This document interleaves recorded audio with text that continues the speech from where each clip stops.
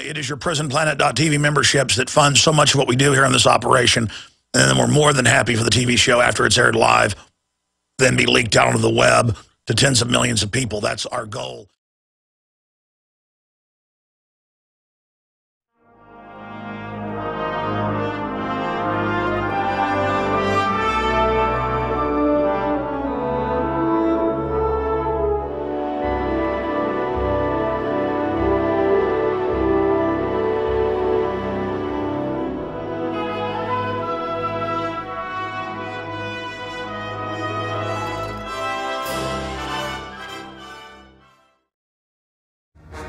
Hello and welcome to the Alex Jones Show. I am not Alex Jones. I am John B. Wells, sitting in and later with Alex Jones for this 5th day of June 2012. Halfway there, aren't we?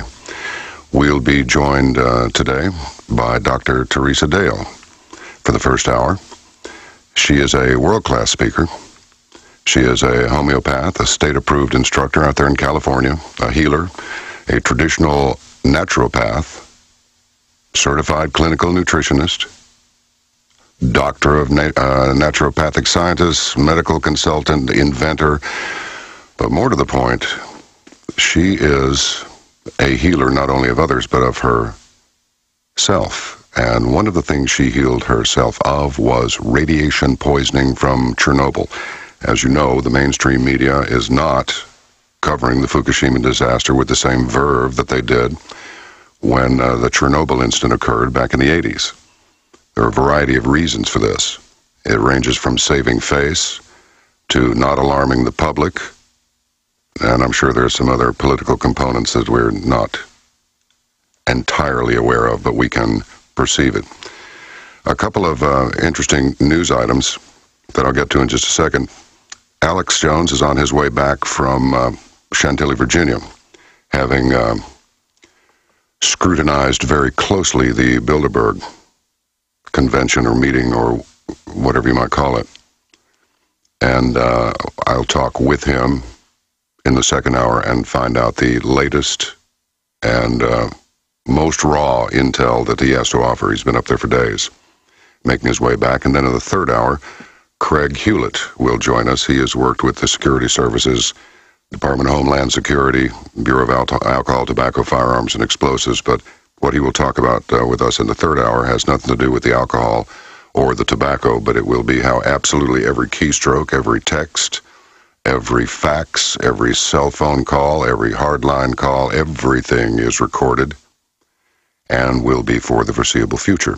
Also a few key words to avoid, such as my email box is blowing up. If you say something like this, well, the computer is going to pick that up and highlight your name on the list. Interesting stuff from the InfoWars site. Eco-fascist James Hansen admits global warming is not man-made. I am normally the Saturday night host of Coast to Coast AM, and we enjoy a friendship with Alex Jones and his InfoWars Prison Planet organization. It is with this mutual cooperation that we are able to bring information that will not be heard in other areas. So, we discussed many times, I personally discussed many times, that all weather is created by unequal heating of the Earth's surface. I don't think pollution is a good thing, but I do not think that the human beings are causing the enormous planet to heat. It's being caused by solar activity. And now James Hansen admits global warming is not man-made. Here's another little tidbit. 5 million Brazilian farmers are locked in a lawsuit with U.S.-based Monsanto, suing for as much as 6.2 billion euros. They say the genetically engineered product by this genetic engineering company has been collecting royalties on crops it unfairly claims as its own. It's the mouse that roared. And there will be a lot more roaring as time goes by, as these products are revealed to be as damaging to health as many, many scientists and researchers claim. We'll be back with Dr. Theresa Dale very shortly on The Alex Jones Show. John B. Wells in for Alex Jones and with Alex Jones in the second hour. But first, Dr. Theresa Dale is with us. Since Europe is well known as the leader in medical research and education in the area of naturopathy, bioenergetics, magnetic fields, and homeopathy, Theresa Dale chose to fulfill her naturopathic studies in the USA and Europe. I believe she has just returned from Europe. She is, I believe we could say she is a Chernobyl survivor because many did not. They were sickened by the radiation release there and they did not make it. Dr. Theresa Dale did. Welcome to the Alex Jones Show. How are you? Very good. Thank you so much and for the introduction. And I'm happy to say that I did survive Chernobyl, and I can tell people exactly what I did to do that. Now, you just returned from Europe. I was lecturing in Paris, and I was lecturing to a group of people who were very interested in radiation toxicity, exposure, and how to detoxify it, clean your body up, and to also implement a radiation diet, an anti-radiation diet to help the body to release it on a regular basis. So it is possible to minimize the effects of it. A lot of people are not aware of that. They assume that once you've contacted it, you're in trouble. Right. Well, you know, the whole thing is you can help to eliminate it, and I have created a regime to do that.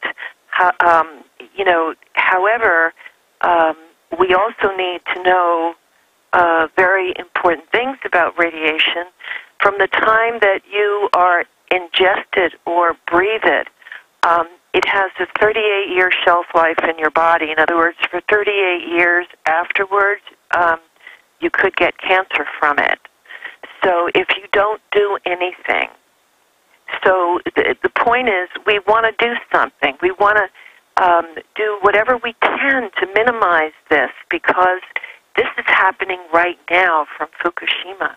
How serious do the people that you spoke with, how serious is it? I perceive it's quite serious, and if reactor number 4 is damaged again and there's another release, it's going to just ratchet up exponentially. What are people saying over there? I think it's so serious that everyone that lives in Japan should move off the island, should move off of Japan, out, as soon as possible. I have patients in Japan who call me and tell me that the government says it's okay. Yet, in California, we found in August, and we just had a release this last week, that there were 15 bluefin tuna samples off of the coast of California near San Diego, which absolutely had Fukushima nuclear radiation in it.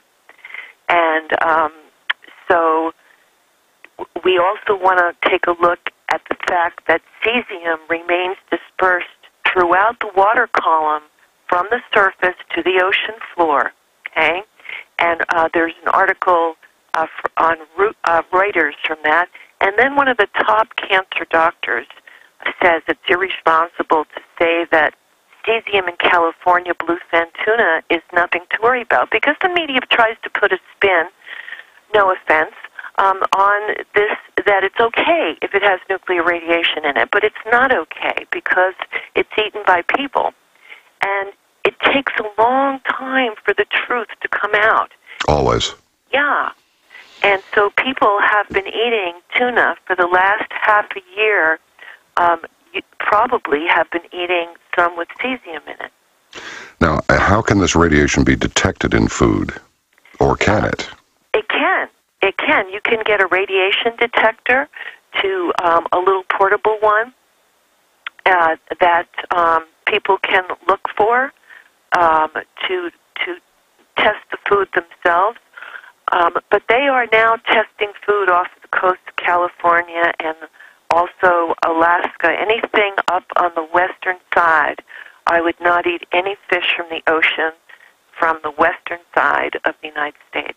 One of those tuna made 2 round trips to Japan and back to the U.S. in 600 days. That's a lot of swimming.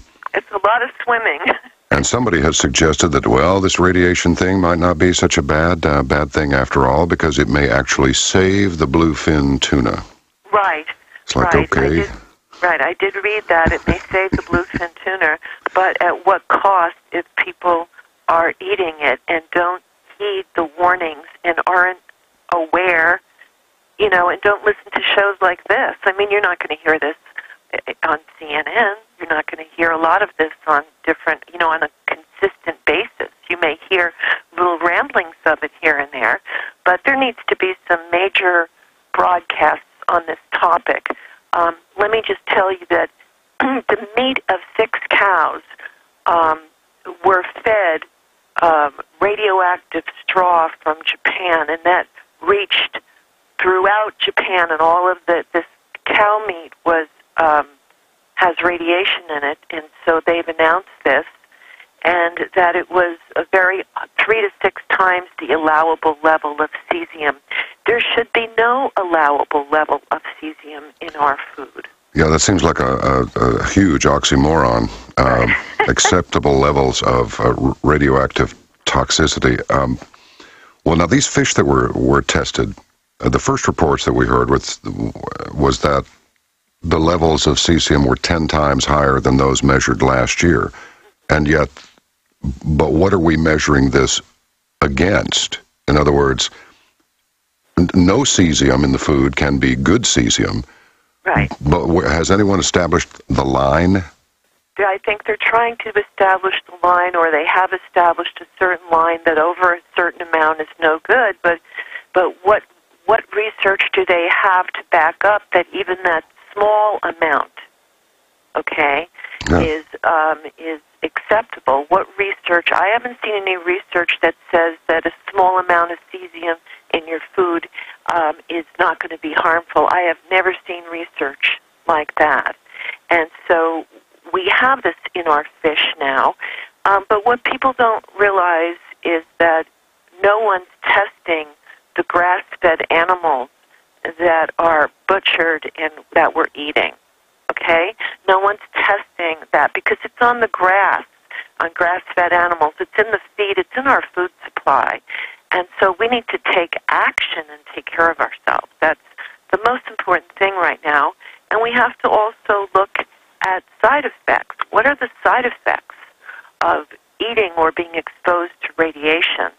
And we will have a spike in infant death rates and an increase in cancer, an increase in chronic degenerative diseases, premature deaths, and lifelong crippling disabilities. That's just some of them. The 14,000 extra, they call them extra deaths. Mm-hmm. Children ages 1 and younger have already occurred, and that's old news now. That's almost a year old. They're not giving us updates on that, but my patients who live there and that I talk to via Skype are not being given any kind of, they're not being given the truth. And so I suggest that they look into moving to another country, because if your government doesn't protect you and take care of you, then it's time to take a trip and find somebody else. So find another place to live. Now, as a couple of grown-ups talking here on national radio, we understand that the words that are coming out of our mouths are actually quite serious, quite dramatic, and quite alarming to a lot of people. But there's been a recent film. He's an old war horse, General Stubblebine, who says that if this 4th reactor goes, the entire northern hemisphere is at risk. Right. And that is the truth. And people need to do something. Now, when I was in France, there was an article, and I found out that this was true when I went to France, is just to back up everything, is that the nuclear part of the government that is the nuclear department, there is they have agreed to take all of the spent fuel rods from Japan and reprocess them in France. And they didn't mention how they would get it there, but I'm assuming they would go in some kind of a vessel on the ocean to get them there. And I just think the whole thing is very suspect.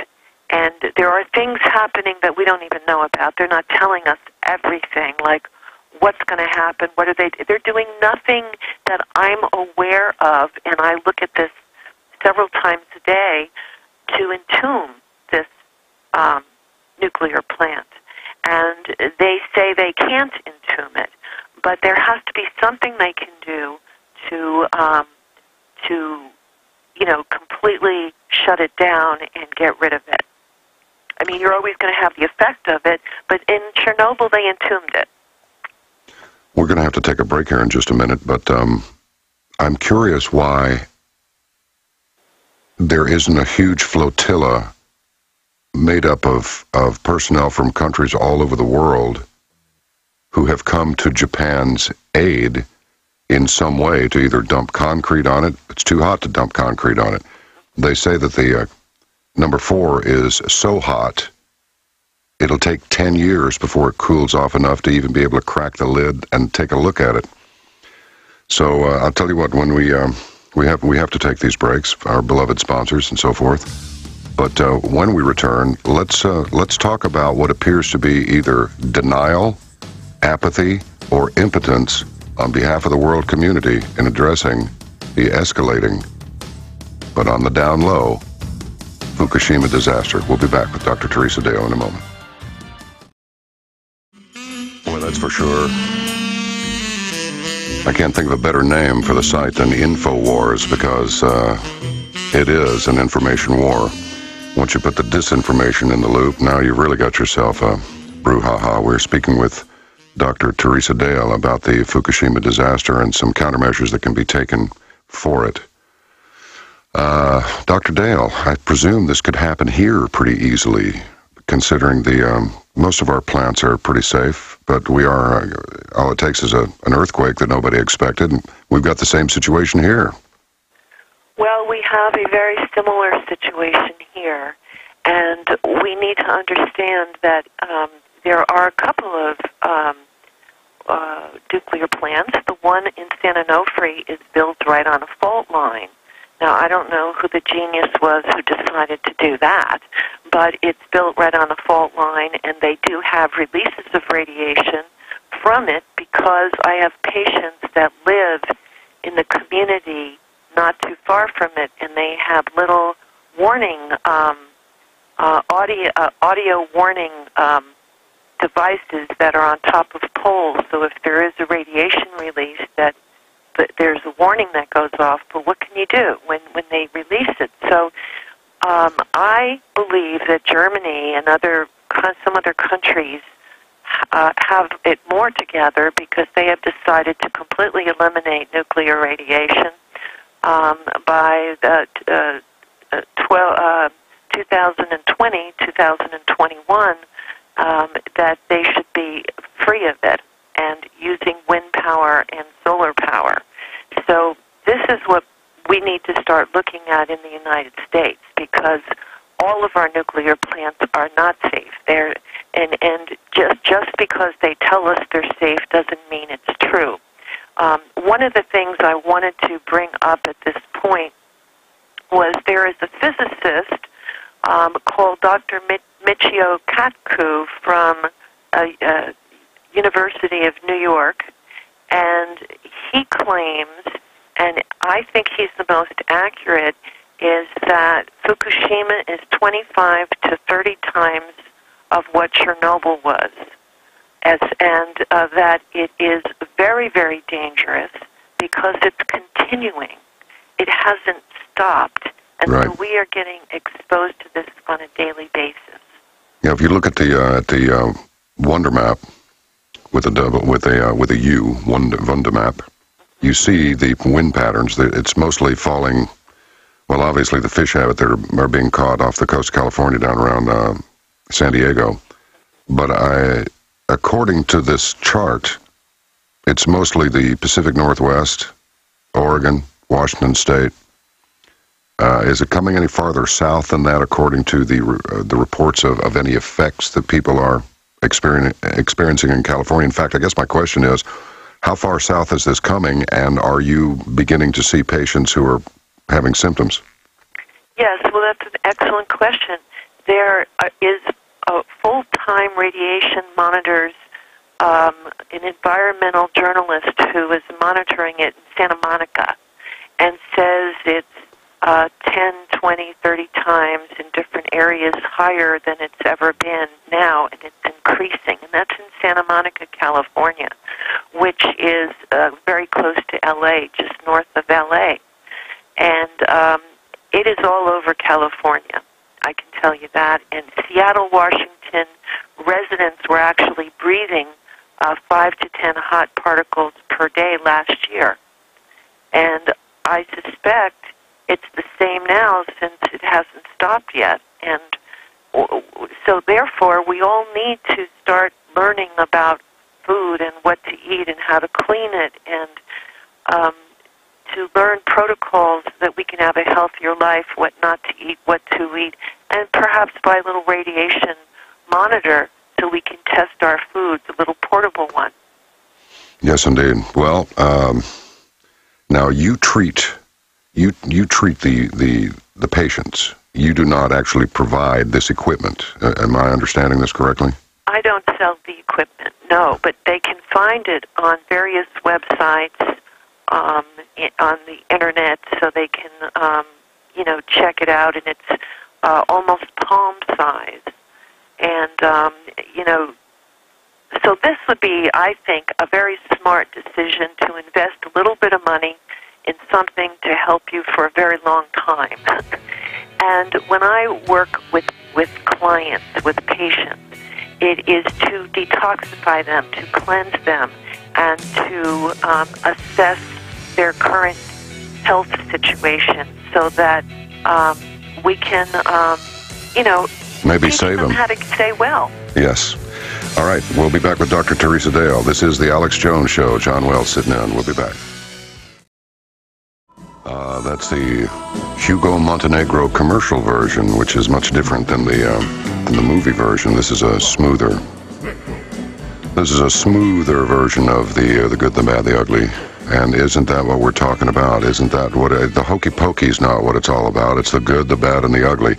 Dr. Theresa Dale is with us. Her website address is wellnesscenter.net, and she is amazing. I don't want to use any of those NSA keywords like don't blow up her website or don't crash. Well, too late. Go to wellnesscenter.net and look at her accomplishments and look how much of her life she has devoted to this. And this is a true, Theresa, you're a true doctor in my opinion. You are a real healer. You are not a pill pusher. You are not a product seller. You are a healer of fellow human beings, and really I applaud and salute you. Now on the InfoWars store site, Thyrosafe and Modifilin is available. And then, this is not an infomercial for me, but I've been doing this for a while and have not promoted it much, but I have a website called caravantomidnight.com. Caravantomidnight.com. And we make Geiger counters available for people. I carry one with me, and I carry it into the grocery store. So other than that, doctor, what can we do? They're not testing the grass. I take it they're not testing the meat. But they are testing. We're mostly, as far as the good, bad, or the ugly, we're mostly talking about the bad and the ugly here. Right, yeah. And I am not an alarmist, but everybody really needs to perk up their ears and listen to this. And then I'm going to give them my recommendations for what to do. Listen to this. After 25 years, after Chernobyl, 25 years after Chernobyl, the catastrophe happened, there are over 1 million deaths documented from it, and there are over 8 million disabilities. And that number keeps growing because of the half-life of cesium, strontium, and plutonium, and uranium. So the mortality rate projections continue to grow. From 25 years ago from Chernobyl, and this is 25 to 30% worse than Chernobyl. Everybody's ears need to be perking up. Get your pen out. Write down these things that John's telling you, and I'm going to include some things about the diet that is so very important. Well, please do that. And I'm just going to sit quietly, and I will let you know I am still here, but tell them everything you want to tell them. Okay, first of all, you need to wash your plants and your vegetables and eat a plant-based diet. You want to wash them very carefully. You can put them in a sink of water, and you can either get an ozone generator and stick an ozone tube in the water and ozonate it. Or you can use 35% food-grade hydrogen peroxide in a sink full of water and take a quarter of a teaspoon or half a teaspoon, no more than that, in the water, swish it around. Be careful, you can burn your fingers with it. It's very, very powerful, and it will wash the vegetables, clean the vegetables, and then you want to give them a clean rinse after that, okay, to wash everything off of it. You want to do dietary plant fibers because these are sulfur-containing antioxidants. These contain sulfur-containing antioxidants. Okay. They're found in cruciferous vegetables like broccoli and kale and cabbage, along with the pectins in fruit are very, very good. Now, green tea is very good for you, except if it comes from Japan. You must not buy anything from Japan, okay? Some pasta, macrobiotic pasta, can be from Japan. It's on the wheat in Japan. You don't want to buy any foods from Japan. Oh, boy. Read the label very carefully, okay? And so we also want to look at green tea, where it's from. Matcha tea is from Japan. Many different things. Ginseng, a lot of it is grown in Japan, but some of it is in China. We want to eat as many vegetables as possible. Make sure when you have leafy vegetables that those are well washed, and I would wear rubber gloves when you're doing the hydrogen peroxide in it, and make sure that you don't burn your skin. Also, there are radiation formulas that I've created. One that helped me to detoxify the radiation, it's just called homeopathic radiation. And it comes in a kit with biologically available iodine. It's on my website at naturalhealingpro.com. And the other one that's very good is Ocean Meds, and this helps your thyroid. The radiation, homeopathic, the biological iodine that I've created work to help the thyroid, the lungs, and the whole body to protect it, to detoxify it. The homeopathic radiation works on a cellular level to neutralize radiation in your body. It's the only way that I think that you will have 100% success.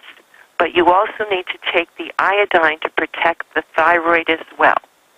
So we need to stick to a plant-based diet. I wouldn't eat animal products. I wouldn't eat beef.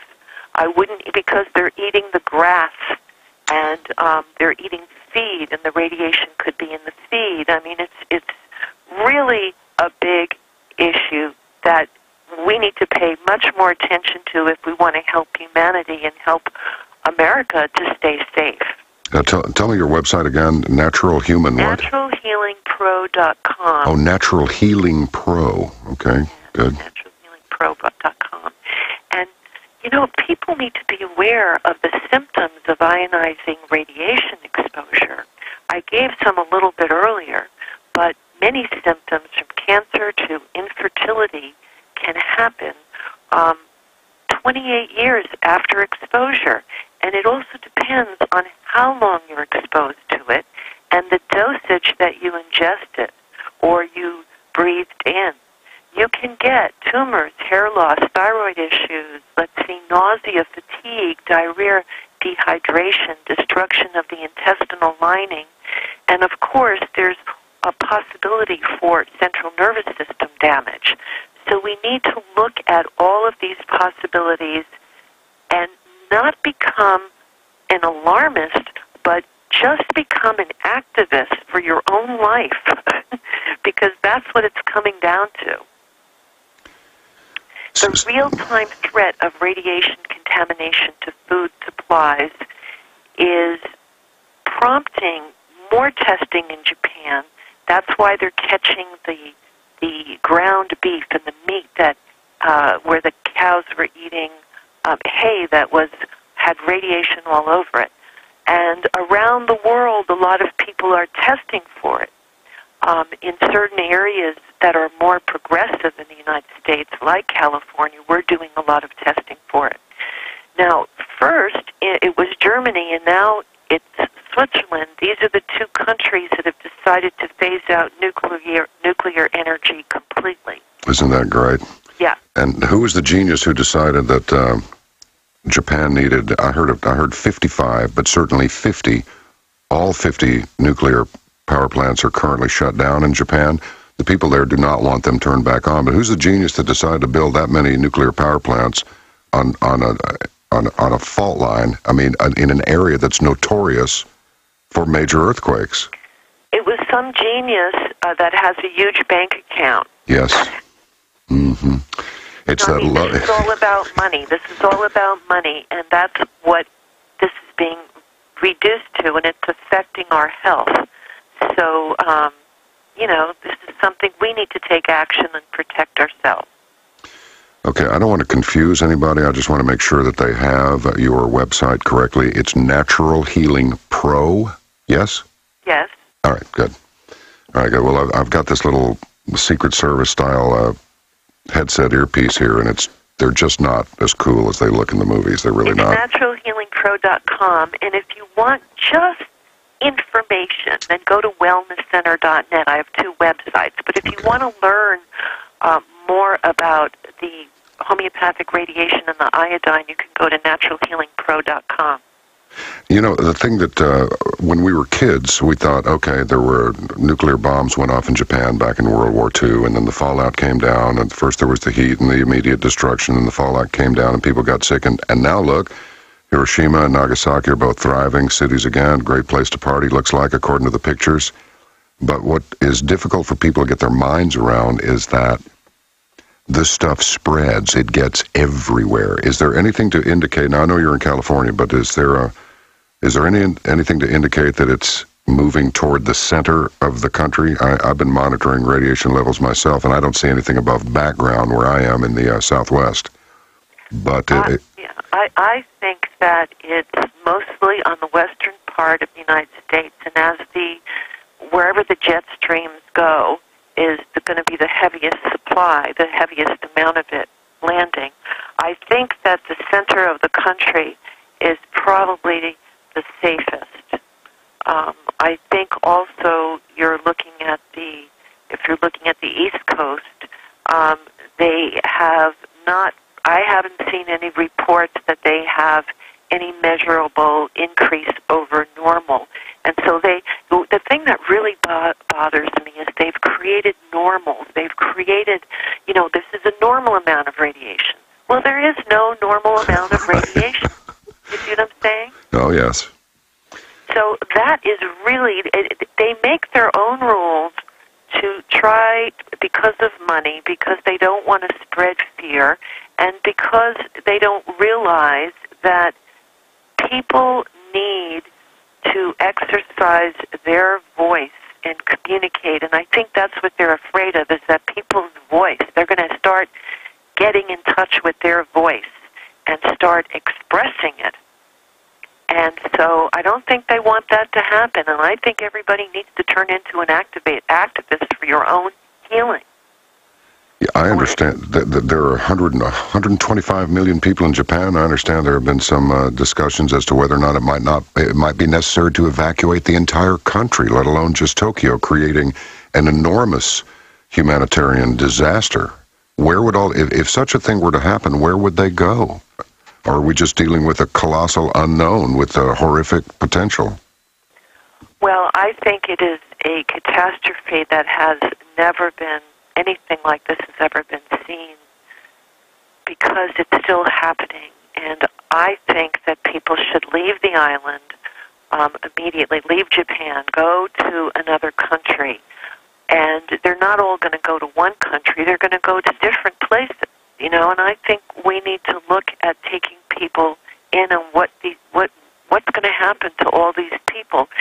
And the most amazing thing that I heard, which was shocking, was that I was in the store talking to somebody about their green tea, and I said, your green tea comes from Japan. And they said, oh, but the reports are that it comes from the other side of Japan, and there's no radiation there. And I'm thinking to myself, I said, no, that is not true. Whoever is telling you that is telling you that so that you buy the product, you see. Good grief. It's just not necessarily what you say, it's just how many people you can say it to, isn't it? It's exactly the truth. There are three major types of ionizing radiation. There are alpha particles, beta particles, and gamma rays. And we need to understand about these three types. And also that their exposure to uranium in even drinking water may result in kidney failure. Okay, some people who drink water containing alpha emitters, such as uranium, in excess over their conjured up contamination level over many years, have an increase in getting cancer, kidney cancer. So we need to look that it's in the water supply, and that's why I brought that up. We need to look that it's in many different things. Now, what about water? Let's talk about water. It's something we drink all the time. We buy bottled water in plastic that contains bisphenol A. Yep. But now, what about the springs? Okay? Indeed. Yeah. So we need to look at what kind of a filter is going to get the radiation out. And I believe that reverse osmosis may do a very good job at that, albeit I'm not 100% convinced. I am told by experts that it should help to get the radiation out. Yes, the water supplies in certain parts of the country, particularly central Texas, there's radium there, and they have actually, the water just flowing through the water pipes has made the pipes radioactive. And this technician was saying, yeah, when it hits a 6, I turn away from it. It's like a 6? A 6 is really pretty high, pal. It is. So you are having it in Texas. Oh, absolutely, and the Environmental Quality Board has been covering it up for years and years, and it's still a Houston television station, Channel 11 down there did a story. It's a year old, but I don't see any additional stories on it, and the water quality has not improved, and the radiation has not been removed, so it's just the same thing. Again, if it's not top of mind, if it's not being talked about, if it's not on the news, if it's so many people still believe. Well, if it's not on television, from a reliable network source, then it must not be true, must not be important, must not be worth our attention, which is why Alex Jones has his organization, and Coast to Coast, we have our organization. That's why we work so closely together to try to get the word out, because the mainstream media is not doing it. And that's the truth. And I can tell you something that you can see the difference. When I was exposed to Chernobyl when it blew up, they didn't announce it for 2 weeks. Is that all? Only 2 weeks? Yeah, because they didn't want to hurt the tourist trade in the south of France, and that's why all these millions of people that died. It's because of money. So I couldn't get any reports on why I was sick or what was going on. I didn't even know why I was sick. And I have family in Switzerland, so I went to Switzerland, and it's the only country every 15 minutes on their basic news, they announced the rats on the ground and the rats in the Alps. Excellent. We'll come back with Dr. Theresa Dale in just a moment. John Wells sitting in for Alex Jones on The Alex Jones Show. All right, John B. Wells in for Alex Jones, who will join us shortly here on The Alex Jones Show. Delighted to be with you, and please join us on Coast to Coast AM, where Alex is a good friend and a frequent guest on the program, and He has had me on his program, and so that is why we are together, and that is why I am with you now. He's been covering the Bilderberg deal, and he's going to tell us all about it here in just a little while. But now we have Dr. Theresa Dale, and I was just looking at her website, naturalhealingpro.com. You will find products there that will help sustain your life, I believe. That is my opinion, and hers as well. And she's living proof that if you apply these techniques, you can survive. You can survive things that others cannot if they do not take steps to save themselves. And then, of course, we have InfoWarsStore.com, InfoWarsShop.com goes to the same place, I believe. And then we have mine, which is CaravanToMidnight.com. We sell radiation detectors from Russia and also a nice American-made one, too. Dr. Dale, we just have a few minutes left. Please tell them anything that you want to. Just let it all out. All right. Well, I feel that many people don't understand the jet stream and what it is. It's a narrow air current. It's found in the atmosphere of some planets, including Earth. And people think, oh, Fukushima isn't going to get to me because I'm in this state. Well, it's going to get all over. And, the polar jet stream, for example, can travel at speeds greater than 100 miles per hour. Yes. Okay? So we have a faster jet streams, we have slower air currents, and we need to understand that it's all over the United States. That you're listening to this, it's there.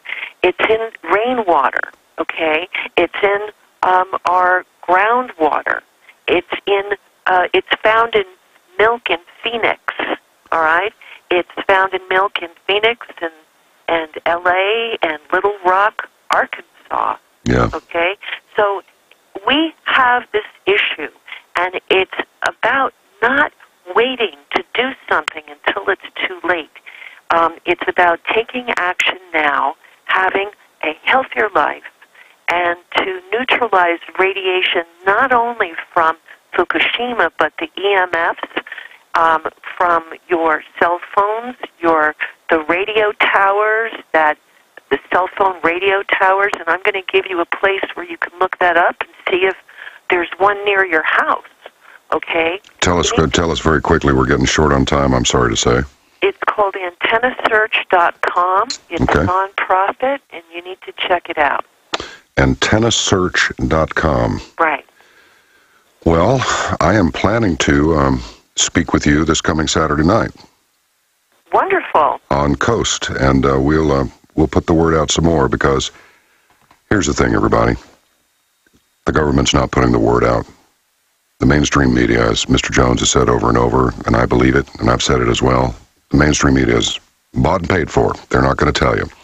So people like Dr. Theresa Dale, she has her center, she has some products, she has her knowledge, she has firsthand experience of Chernobyl, and go to her site and see what can be done for you. Be aware. It's time for us to live a more serious and sincere life, or suffer the consequences. Dr. Dale, Theresa, thank you so much for being on the show. Thank you very much, John Wells. Thank you. Talk to you soon. All righty. Bye-bye. All right, coming up next, Mr. Jones, making his way back from Chantilly, Virginia. You know, the Bilderberger members label protesters as cockroaches. But not everybody up there wearing a uniform supports them. Can't wait to talk to Alex Jones. It's his show. It's the Alex Jones Show. We shall return. This is John B. Wells, in for Alex, and about to be joined by Alex. And I could tell you that it's an honor for me to actually bring on as a guest the man after whom the show is named, which is the Alex Jones Show. So welcome, Mr. Jones, to your own show. John, it is great to have you coming and filling in. You do an amazing job. I'm so honored to have one of the big hosts from Coast to Coast AM, who I routinely listen to on the broadcast. I had a chance to be on last week with George, and then again on Sunday night with George Norrie. Yep. Blowing Bilderberg Group wide open, and I'm glad my voice is coming back even more toad-like than usual. I've seen a lot of emails and comments on my YouTube videos saying, has Alex been drunk for the last 3-4 days? No, folks. My voice basically was gone, and that's why it sounded like this. But thank God it is It is almost back. John, it is great to be here with you today. I've just got a whole cornucopia of news from the latest on Bilderberg, what we learned, to the latest unfolding control grid with the globalists conquering the U.S., amazing nanny state, police state developments. I've just got a big report coming up for people in this hour, and then I know coming up in the third hour you're going to be exposing just how serious the violation of our Fourth Amendment is by the good old National Security Agency. Absolutely. It just keeps on rolling, doesn't it? And say, they don't think very much of the proletariat, do they? Those Bilderbergs. No, they don't. In fact, the London Guardian reporter was able to go in before they kicked everybody out last week on Thursday. I was kicked out when I showed up Wednesday morning. My crew was kicked out. I tried to send them in first Tuesday night when we got there, but they knew who we were and threw us out. But other media was able to get in before they closed the hotel, and Charlie Skelton and others. So there's, in fact, the article we wrote yesterday linking to the Guardian actually had other journalists quoted as well that confirmed that the hotel staff was rooting, quote, for Alex Jones and the, thousands of protesters over the 5 days, 4.5 days, and that the Bilderbergs were walking around cussing and saying they wanted us dead, wanted to murder Ron Paul, wanted to blow him up in an airplane, calling us cockroaches. So that's been confirmed, not just by Jim Tucker's source, but Charlie Skelton, London Guardian, and other sources that we talked to. They didn't hear the kill Ron Paul part, my sources, neither did Skelton's, just that we were scum and trash and cockroaches. So we were definitely getting to them. We had at one point 7 bullhorns going simultaneously daisy-chained and many others down the street encircling the place so loud it was shaking the windows. We could see them shaking. Kissinger came out with his mouth hanging open because the one area of the big conference center that sticks out the closest to the road, most areas are 200, 300 yards away. It's a big piece of property. But the one big conference wing is the wing that sticks out by the road. And they put up big fences and black mats, but it didn't stop it. And the protesters kind of ripped down the black mat so we could bullhorn right into them, and it was amazing. Bilderberg is muy angry. We disrupted their criminal activities, their Logan Act violation, but more importantly, forced the mainstream corporate globalist media to cover it. This is a big victory. And again, I got to give credit because George Norrie was the first. I said 8 years ago on the show. It was actually 9 years ago. He first interviewed me about Bohemian Grove, Skull and Bones, and Bilderberg. And so he was the first big mega program that can be seen as, quote, mainstream in the sense of 500-plus stations to cover it. And then Drudge helped break it, drudgereport.com. And now it's in the Washington Times, London Guardian, hundreds of other publications, Washington Post. The shadow government, John, is blown wide open. Outstanding. There may be a little bit of hope for humanity after all, because, back in the old days, it was... underground radio stations, but it was all about music. Now it's underground, above-ground radio stations that are all about the truth and information. We'll be back with Alex Jones on The Alex Jones Show, well, sitting in. And because Alex Jones wants answers, we get them too. And this is John Wells, the Saturday night guy from Coast to Coast AM, sitting in Alex's chair for the day. Delighted to actually interview Alex Jones on his own show. This is, who'd have thunk it? Who'd have thought something like this was even possible? Alex, I got a question that's been dogging me for years, and it is this.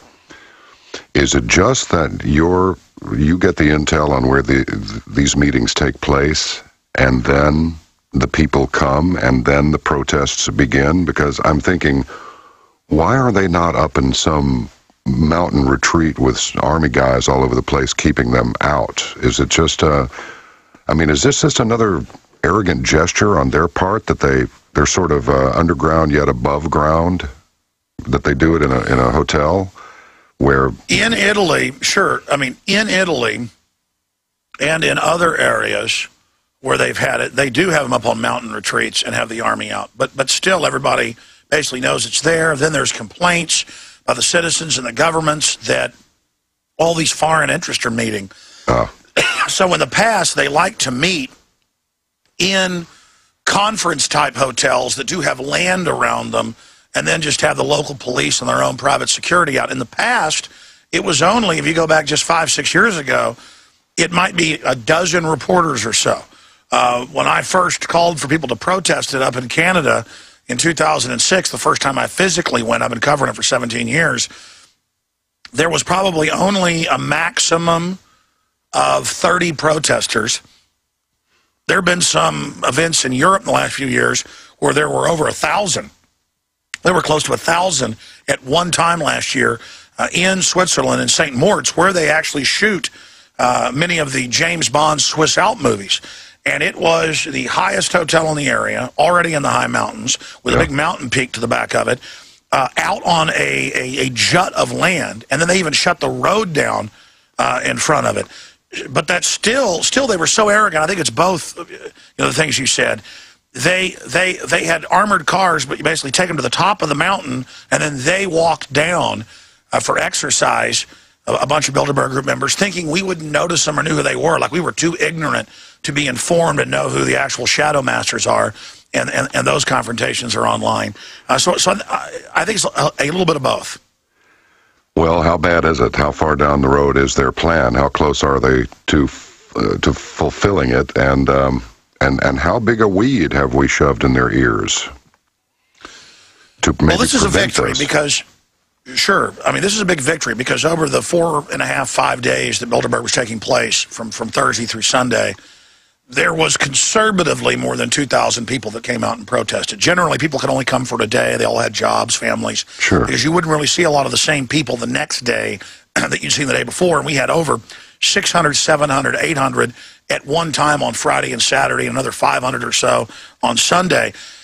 And people would come, spend a few hours, and then leave. Some people would travel 500, 600 miles from places like Pennsylvania, West Virginia, just to come and protest a few hours. Some people came in their work vehicles and then had to turn around and go. So it was really amazing. But the big victory here is the Washington Post has attended because the publishers of it were the first media ever let in 54 in Oosterbeek, Holland, where they first met. And they showed up, the Washington Post showed up and had their own reporter thrown off. And they kind of wrote a whitewash about it. But the point is, that article that then ended up in hundreds of newspapers that carried the Washington Post columns. And so suddenly, all the people that were told we were crazy, this didn't exist, well, now they're going, wait, well, it is real? And as I said, DrudgeReport.com 5-6 years ago started helping break the electronic Berlin Wall. Coast to Coast AM with George Norrie 9 years ago. Time just flies. First time he interviewed me back in 2003. It was on Bilderberg, Skull and Bones, Bohemian Grove. That helped break it. Now the Washington Times, London Guardian, they did serious reports on it and admitted that there had been Logan Act violations in the past and things. This is really amazing what's happening. It's very, very exciting. And they're in there discussing government policy. There's lots of little break-off meetings where they go and make sweetheart deals with corporations and government elected representatives. It's extremely dangerous what's happening at Bilderberg, and their agenda is moving forward, but it's in trouble, and it's being identified. So right now, humanity is awakening, but we're in a lot of trouble, but at least people are starting to wake up a little bit. Anything specific, anything encroaching that we're about to feel nudging us in the not-too-distant future? Yes, the biggest thing is that last year at Bilderberg, it was mainly IT people that were invited, the head of Google, the Facebook people, all of them, and the head of the NSA last year and this year, the head of the European spy agency, Infopol 9, was then there going back years, but also there this year. So this is all about spying, and the globalists think that their technocracy of spying and drones and ground robots and combat robots and robot cars and biometric face scanning and surveillance blimps and license plate readers, they believe that this new national security state, basically turning the whole country into a giant airport-style security with TSA everywhere, checkpoints at malls, highways, it's all happening now. It's not just, oh, hey, it's coming, this is their plan, it's now happening. They want this rolled out fast, and that's actually some of the news I've got for you coming up after the break, but they believe the technocracy is going to save them. They know the military is going to say no to confiscating guns. So they're just going to 30,000 drones. We pay for to be used against us, weaponized, all being announced. They know that people are waking up and going back to barter and back to the land. So they're erecting the Homeland Security Rural Council, now showing up with the U.S. Army in plain clothes, backing local feds to take your property, to raise taxes, to give you $2,000 a day fines for dust in your barn. Just total harassment, total Stalinistic, telling the Ukrainian kulaks they couldn't have their farms anymore, and starving, 15 million people there in Eastern Europe in just a few years. This is the plan. I mean, this is diabolical. They want to totally break the back of the American people. This is total war. And again, our government's gone. You still have military people that are good, people that don't understand this, but they've told us that the UN and NATO now run our military. NATO is just a narcotics trafficking organization, caught hundreds of times doing it. It's another globalist power system. And now our Congress has been told they pull the shots, and now the Air Force has got 10,000 drones. They're getting another 10,000 on top of that. They're operating domestically. The EPA says, yeah, we're watching farmers, the runoff into your creeks. We're using spy satellites on you. That's in the news today from Infowars.com, from EPA announcements. And it's also linked up on Drudge. So all of this is really in everyone's face. They're announcing giant dirigibles to fly around at 100,000 feet surveilling us and going, oh, guess what? They're already in the skies, as I told folks a decade ago. So much of this was already declassified. Now they're throwing it in everyone's face. So it's a giant arms race by the global bankers that have hijacked our country. And they'll say, give your rights up or China will get you. Give your rights up or Russia will get you. Give your rights up or Al-Qaeda will get you. But all the real architecture of the police state is targeted at a guy with a John Deere hat. Somebody who can skin a buck and run a trot line, people that have their own property. It's all a global corporate takeover who have actually made deals with Russia and deals with China. And on the surface, they act like they're fighting with each other, and there is some friction in the globalist camps between Russia and the European U.S. banking elite. But the number one enemy of the banksters is the American people. The globalists paid $20+ billion, as you know. Anybody can just search this. It's Reuters, AP, you name it. That 3 years ago, the bailout of General Motors shipped. Let me just re-click my Skype here. It started doing that again. We still got your audio. No. Listen, we're just not going to do Skype. I just want to turn Skype off because I don't want to go through this like I did Sunday. This went on and on. All right, now, going back to what I was saying, folks, here. And listen, John, I know I'm ranting here. The point is that we're told there's all these outside threats. Then you find out most of Al-Qaeda and its whole history is being funded by these shadowy globalists to menace us and take our liberties. You find out our own mega banks helped create the Soviet Union, helped put Mao Zedong into power, paid $22 billion 3 years ago, and now the factories opened 2 months ago to build in China, in Eastern Europe, and Brazil, and Mexico, the new Cadillac and Volt factories. I mean, this is open deindustrialization, tyranny. The ruling class have gone totally insane. This is a power race by the globalists worldwide to get the most power. GMO, nanotech, robotics. Humans are being replaced. The globalists say this themselves. We're in the middle of the greatest revolution ever, a revolution of evil against humanity. They say those words? Yeah, I lost audio. John, you just take us out of here, okay? Okay. All right. Well, here's the thing. He said he was ranting.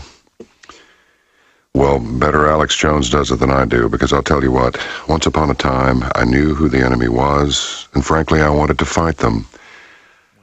But now, there are no uniforms. There are no flags. It's a shame. Doesn't even leave me anything to drape over the coffins. We'll be back with Alex Jones. This is the Alex Jones Show. I am John B. Wells, a Saturday night guy for Coast to Coast AM, and I hope you will stay with us after we speak with Alex for a little while longer. We will speak with Craig Hulet, and we'll discuss how your friend is close, but your enemy is much closer. That would be the security services. They are watching you closely. We'll be back.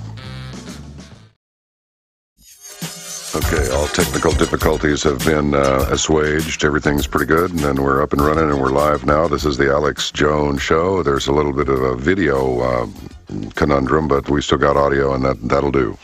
Mr. Jones, please continue your most singular rant. It's completely okay with me. I feel like ranting myself, but if we both do it, might blow somebody's speakers up. Well, listen, ranting is certainly needed, and that's why I get so upset, is every time I'm about to go on air, especially on the road, I have more than 20 pages of notes from news I've read the last day, things I want to cover, and then I just get on air, and all I want to say is, wake up. Our government has been taken over by globalist interests who tell us they're taking all our rights to keep us safe from Al-Qaeda and the Russians and all the rest of it, and look, I don't like what the Russian government's doing, but they're not invading my country. They're not taking over my republic. The real threat is the globalists. It is the New World Order that is taking over our society. It is a corporate takeover. And then they say, oh, we've got to have war with the Chinese. You know, the quote, U.S. wants a base in Vietnam, that we had a war that killed millions of Vietnamese, 58,000 Americans, injured 300, 400,000 really bad. And it's just all made up. It's a bunch of powerful interests that are on huge, control freak trips taking over our society. And every day I see news, it's off the charts. I mean, last week, I'm just going to list some of these. Bloomberg's going to ban salt, $2,000 fines. Again, that 2,000 number if you salt the food. Pre-salted in New York. He's going to ban above 16-ounce sugar drinks, but not aspartame, not GMO, not all the real stuff that's killing people. Again, they create the crisis, know it, start killing people. We get the sickest people in the world statistically, and now, we'll ban sugar, period. I was reading New Jersey, $1,000 fines. They've passed a law if your dog isn't seat belted. So now I guess my wife, can't have the French bulldog in her lap when we're driving around, when I'm driving the car. I mean, this is the nanny state. First, can't have your kids in the back of the truck on your own property driving around. Now you can't have your dog back there. I go to the beach, and people get in your face if your dog isn't in a life jacket. This nanny state isn't about safety. It's about making us a bunch of ninnies henpecked by the new job creator, which is a bunch of paramilitary police. And again, I'm not against the police, but this isn't the way America used to be. This isn't what freedom is. This is right out of a Kurt Vonnegut dystopic novel. And I want to turn this around. I do not want to be at the mercy of these globalists who I know from their own statements, their own documents, are not benevolent. They are wicked. They are corrupt. And we are seeing this revolution in slavery, in total control.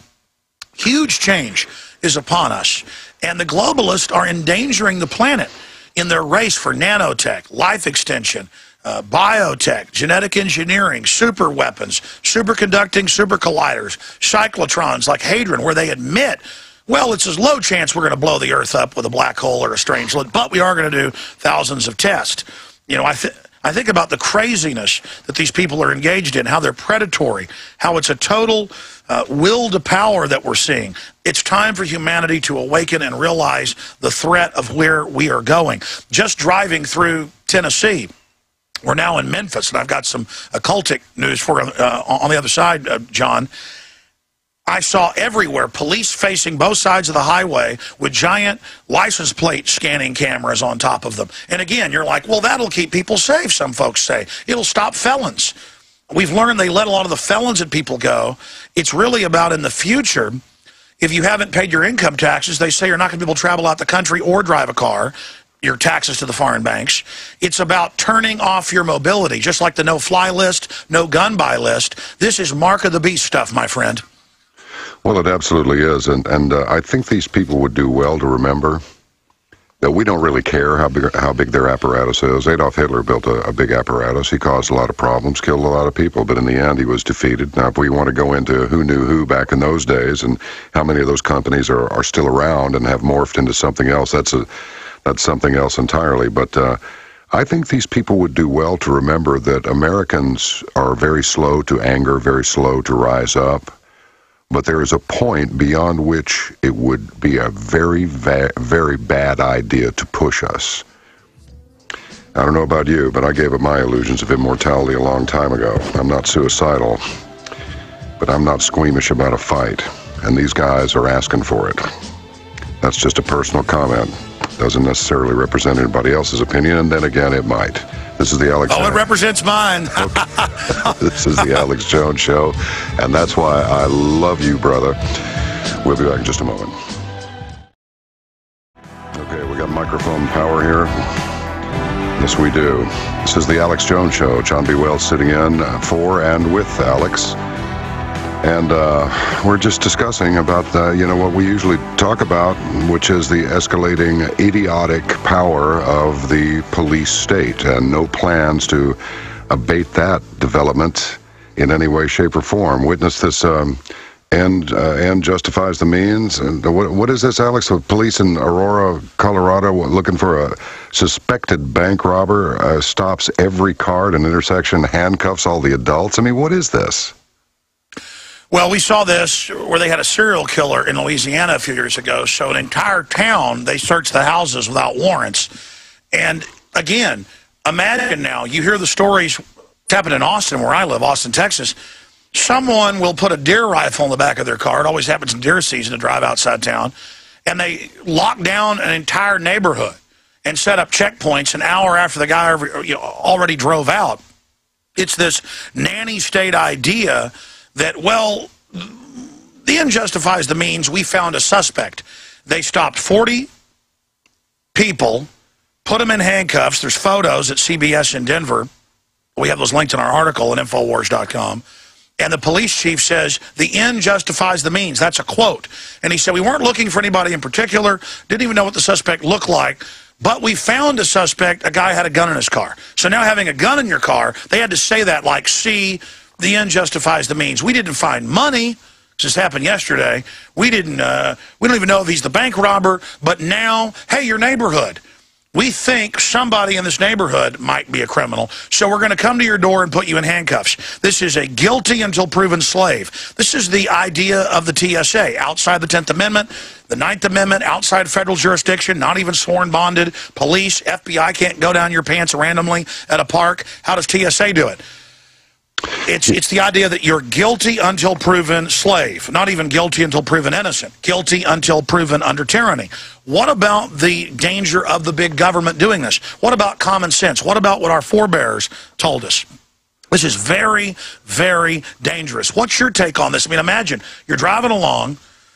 I see this all the time. They set up checkpoints. There was a serial killer in California a few months ago. I saw this in the news. So police, night after night, on a major highway near where homeless people had been killed. I think it's like 4 of them now, yeah, being stabbed and robbed. Folks can pull this up. We played the newscast here.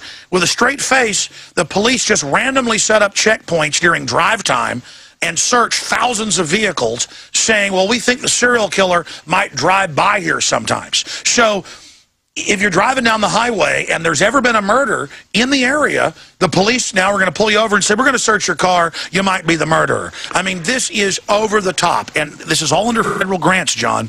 Oh, yeah. They have checkpoints all over the country taking blood. Sorry, go ahead. No, it's all right. I understand that they have already ordered tens of thousands of, level 3 bulletproof booths to distribute along the highways and byways and freeways of America, with even equipped with stop-and-go lights on them. So, I mean, it's coming. This character, Oates, just said, the law is clear that investigative detentions are lawful for a reasonable period of time.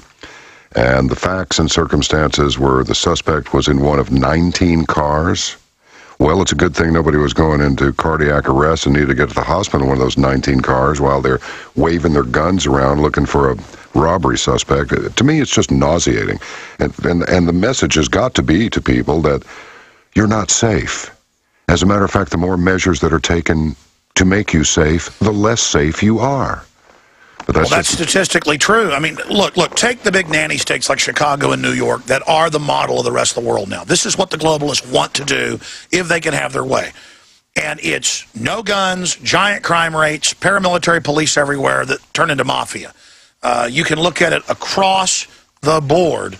When In the U.S., same number in England. When the state has foster children, they're 7 times more likely to be sexually abused, 5 times more likely to be abused physically, non-sexually, and on average, 69%, it's the same in England and here, are put on psychotropic drugs, and an average of 7. Just type that in. More than 2/3 of foster children on psychotropics. Again, when the state has its way, total hell is released. And it's here. So the threat is the state. And if people don't believe that, you don't believe in George Washington, Thomas Jefferson, John B. Wells. Well, what country had the lowest crime rate in the history of the world? That would be Nazi Germany. You could wander out of a bar absolutely, completely inebriated, drunker than Cooter Brown, money bulging out of your pockets, and nobody would lay a hand on you. However, what society were you, what societal paradigm were you living in that place?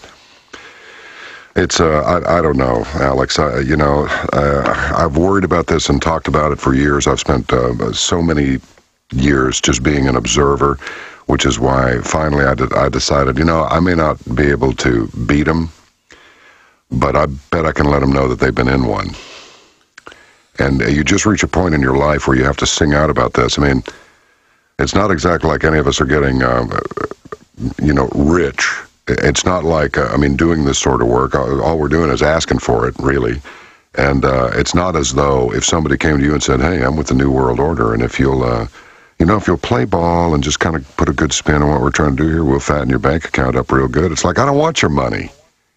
I don't. Well, I've actually been approached like that, but somebody like yourself, you don't toot your own horn, but the biggest movies, TV, commercials, you're a top voice talent, and you certainly had nothing but things to lose by going public in the last few years very eloquently.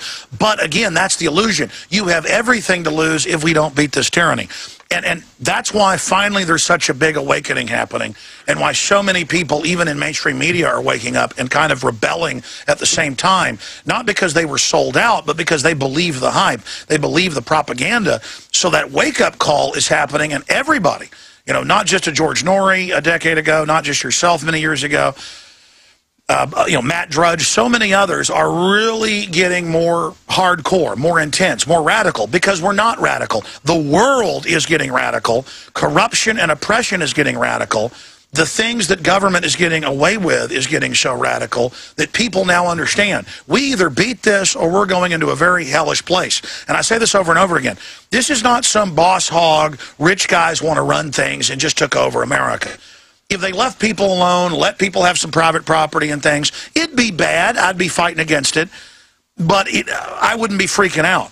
Right. These globalists want a scientific grid. They say they're going to build a world government, and they've done everything they said they'd do so far. And I'm following the roadmap. I'm following their script to the next couple acts. And, man, it's like biblical mass death. More than 2/3 of the world killed by them. They write this. They say it.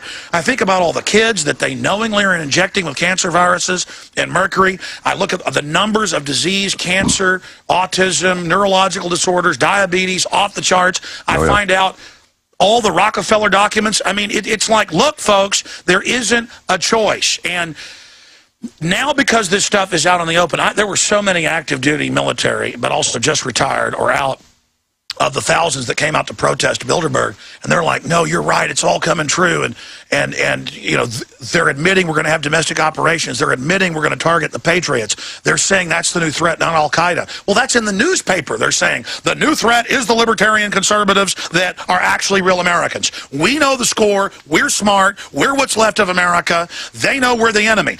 They're coming for us. Folks, and you can't just join them and be collaborators.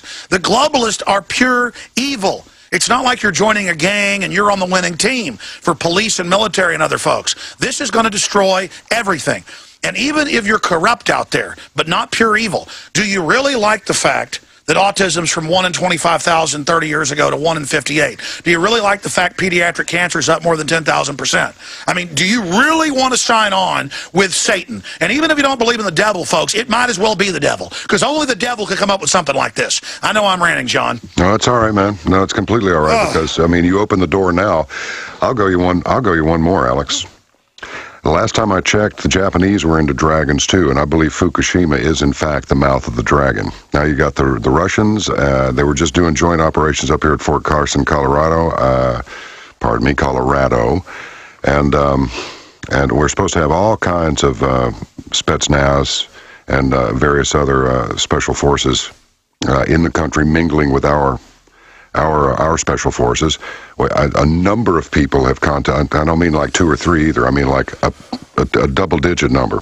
And there's a multiplier for the emails that you don't get that would have been sent, but they weren't sent. It's imaginary, but whatever. It seems to be fairly accurate, that are saying, "Oh no! As soon as we got over there into the Middle East, we definitely put on the UN patch." It's like, what? I don't see this on TV. Oh, that's right. It's mainstream TV. I forgot. Well, again, how did I wake up? Okay, I'm a pro-gun, Ron Paul type libertarian, God, guts, gun, U.S. military type guy. Just saying, I just want to have low taxes and freedom and Bill of Rights. And they were trying to say in Texas, no more junior shooting. And I had little cousins and stuff that I was shooting with at the time. They were going to ban Boy Scout shooting, YMCA shooting under 18. That's why I finally said I'm going to get on the air in Oklahoma City and Waco and things. And I was just starting to really wake up to things. And I had all these former military and current military, and the police chief of San Antonio contacted me. I went and got an interview in his office. This is 1 year on air. And he's like, Delta Force is here trying to bribe us. I was in Army intelligence, he said. This is a covert takeover operation. You got to warn people. I mean, so I learned this from people in government who were patriots. And the media said, oh, Jones and others are crazy. There's no black helicopters. There's no UN troops. Then I got sent cooperative nugget footage from 94, 95, 96, 97 with foreign troops training to take on the American people in Louisiana and Mississippi. Then I went to urban warfare drills. Then I witnessed them training with the Boy Scouts to go in their parents' house and tattle on them and tell them where the guns are. Oh, yeah. And I would come and warn people, and it sounded so crazy. Even though I had video, people couldn't believe it. Now it's in the New York Times. They've got the Boy Scouts, quote, training to take on disgruntled veterans. Now it's in the news. They've got FEMA Corps. Now the Pentagon came out yesterday and said, yes, we want to have local army in every city to aid the police. That's already been going on secretly. This is a Red Dawn takeover. Our government's been captured. And if we don't admit this and have the military say no, who are full of great people, it's over. We're done. The globalists feel confident enough that in NLEO 9, FEMA.gov, they said, troops from 15 nations are here training to take on American terrorist or civil unrest. It's public. They have Canadian and Mexican troops patrolling in drills. Our troops go to Canada. Our troops go to Mexico. It's the North American integration by stealth. We got the Banff Canada meeting documents from 2006. It's in my film Endgame. Everything is happening. This is real. How far off before it's so obvious to everybody that it's absolutely undeniable? I mean, it's undeniable to us, but to the average citizen who, how long before, and what kind of a timeline, any way to predict when it'll be so obvious that even the most skeptical that, there's no new world order, that they're going, oh, yes, well, there is one, isn't there? What, a year? I know you've got a top top privacy expert coming up the next hour, and you know, there's a reason the NSA has come out and the CIA and said, yeah, your toaster, your new microwave, your computer, your iPhone, your Droid, your washing machine, that's the headline in Wired, CIA director, your washing machine is spying on you. And he laughed and said, yeah, we're watching you without warrants. There's no Fourth Amendment. He said, it isn't what it used to be. It's a coming out. They built the secret army against us. They trained the troops in secret. They compartmentalized. They did urban warfare drills to condition the public and the police on a regional scale to accept all this. And now they're getting ready to roll it out. And that tells you that it could be 6 months. It could be a year. They're getting ready for an Iran war. That's in the news. Yeah. And as a pretext to that, they will stage the globalist, the offshore banks that are manipulating our military, in this slow-motion coup d'etat by the foreign banks. They will stage terror attacks, blaming it on foreign groups, but also on domestic groups, so that the average person, when the drones suddenly hit the skies everywhere, they've got 10,000 in the Air Force alone. They want another 10,000 domestically, just under Air Force control. They're getting everybody ready with preconditioning for the big rollout. You can see the pre-programming.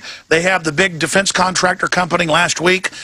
PR firms say we're preparing to acclimate the public for full weaponized drones. Then you see the announcements. I've seen trucks and billboards with Predator drones on them driving around saying, you know, global vigilance. again, saying it's our military, but it isn't. It's been taken over by foreign banks. Again, we've been told the UN runs our country now. So it's very, very soon, very, very soon. Alex, what should people do? I mean, I've got my ideas, but I don't want to say anything over the air. I really don't. Well, first off, John, if you go back, I'm not just saying this because you're on Coast to Coast AM as one of their great hosts. They had the act announced, the emergency states. I forget the exact name. I can't believe it's not popping in my head because I confuse it with the Emergency Centers Establishment Act. Yeah, the Preparedness Act.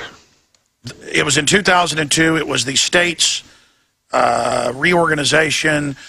The point is, it'll pop in my head in a minute, or somebody in the office can remember. The point is, it was all over the news. They ordered, I can't remember that. It'll pop in my head over the break. The Emergency States Reorganization Act. I forget. The point is, they had that act. Police all remember. Fire departments remember. They ordered you and said, it's the law.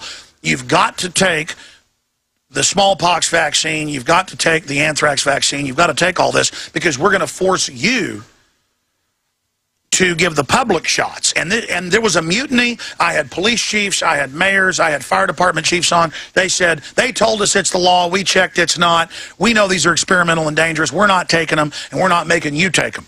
And I even had some Austin cops on who said no. So they failed. Okay?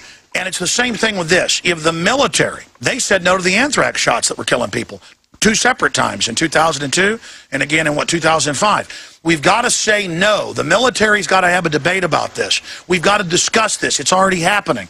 Panetta already had to pull back a few weeks ago on, okay, the UN doesn't totally boss us, but we don't have to come to you, but we still might.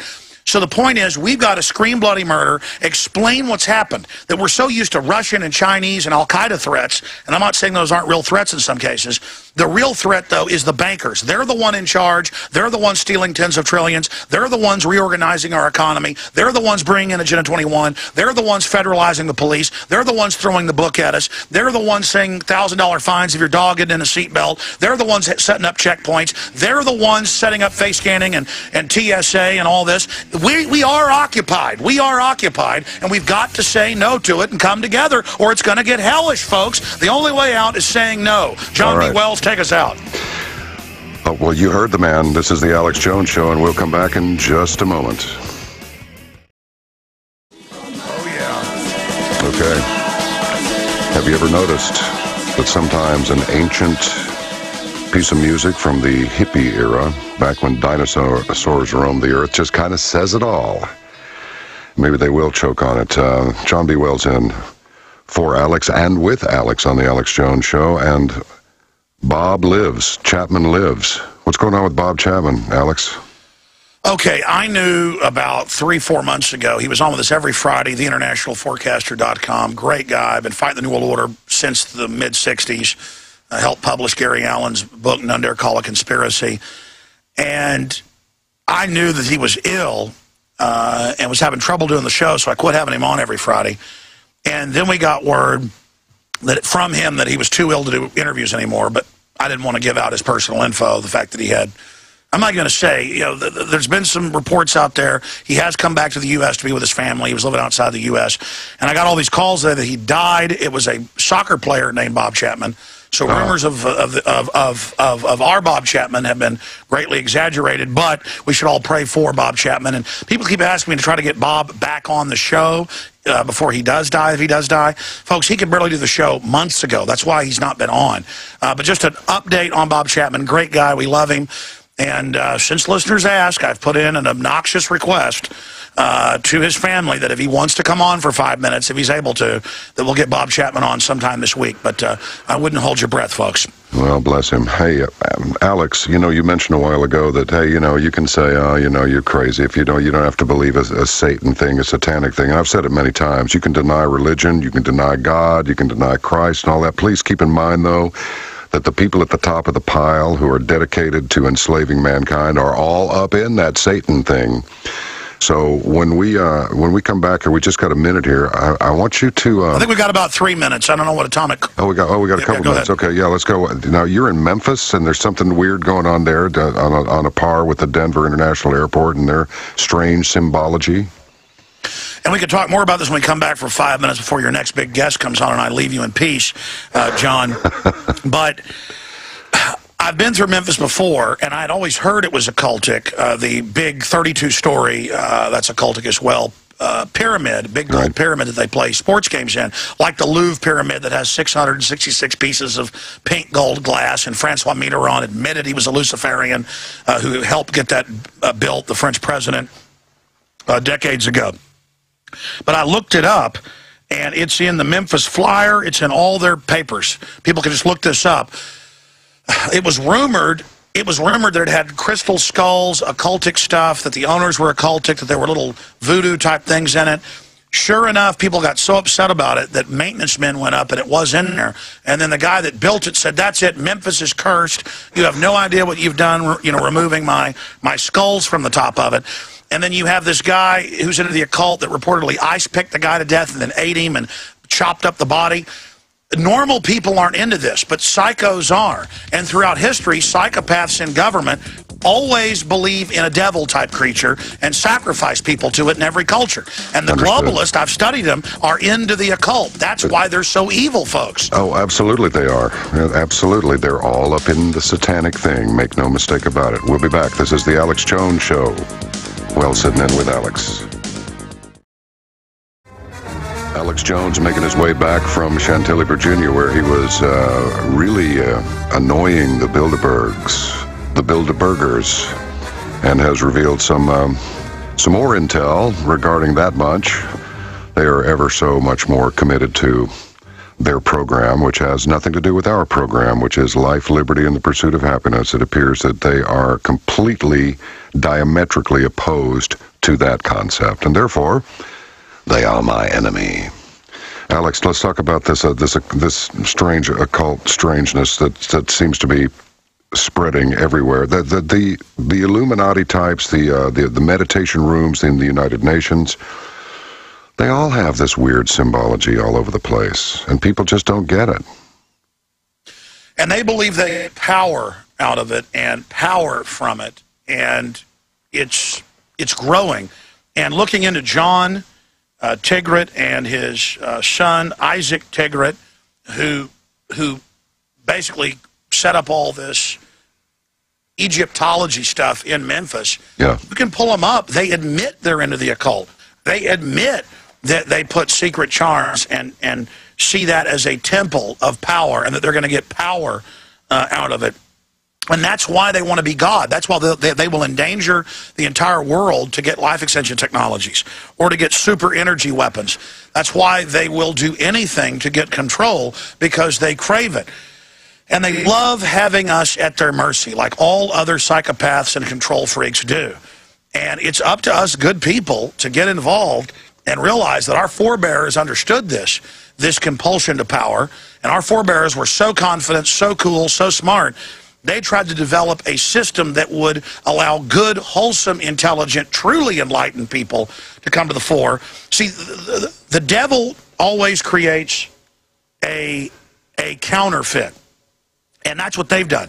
Yes. I say we should illuminate people to liberty and freedom and bring light to the world. People say, well, that's Illuminati. No, it's not. They want a dark sunshine. They want a twisted version of that. They actually seek to keep the general public in the dark and only themselves illuminated to use the knowledge to enslave people. And that's not even a true illumination, because you would want to empower everybody if you were truly, in the light of God. So these people are very, very dark, very, very dangerous. And they are deceived.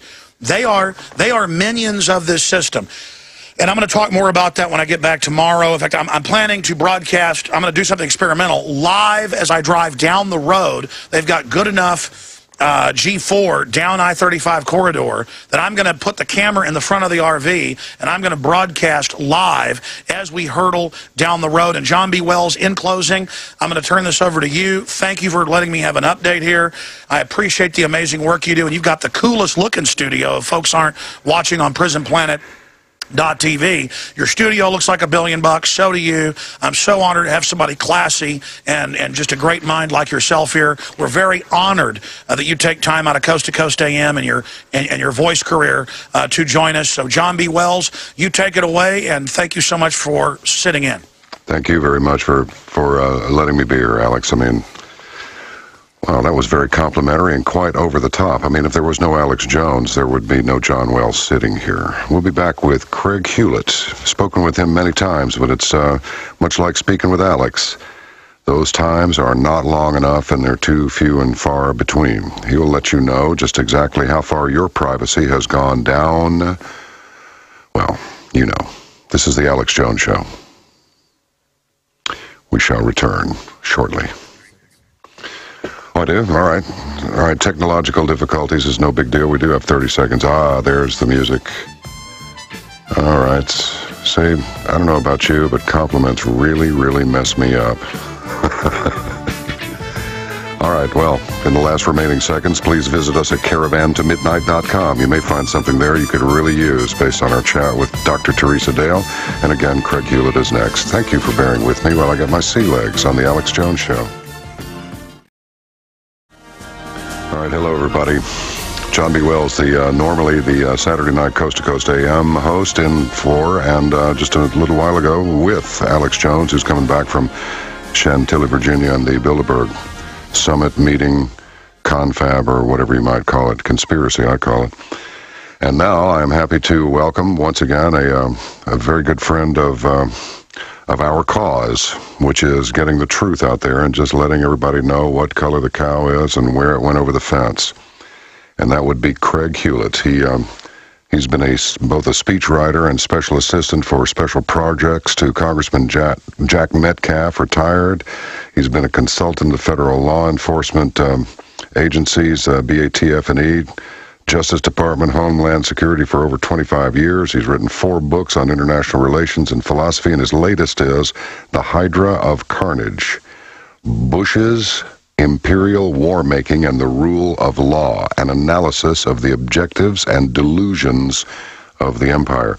Craig, my friend, welcome back on a different show, but same story, and it's a good story. Different show, same story. Very well put. Well, I was only able to speak with you an hour last week, and that was just not enough. And when Alex said, "Hey, will you do this?" It's like, yeah, absolutely. He goes, get anybody on there you want. And I'm like, oh, I definitely want Craig Hulet. So here you are. I'm not sure people are aware how far down the road their privacy is gone. Maybe you could just bring them up to speed on that quickly. The NSA is lying. The U.S. government has copies of most of your emails, every fax, every landline, everything, every keystroke. It's all up there in Utah, I guess. Yes, and it's gone to the point now where I have to admit for the first time in 30 years of doing this work publicly that at this point there really isn't a whole lot the American people can do about it.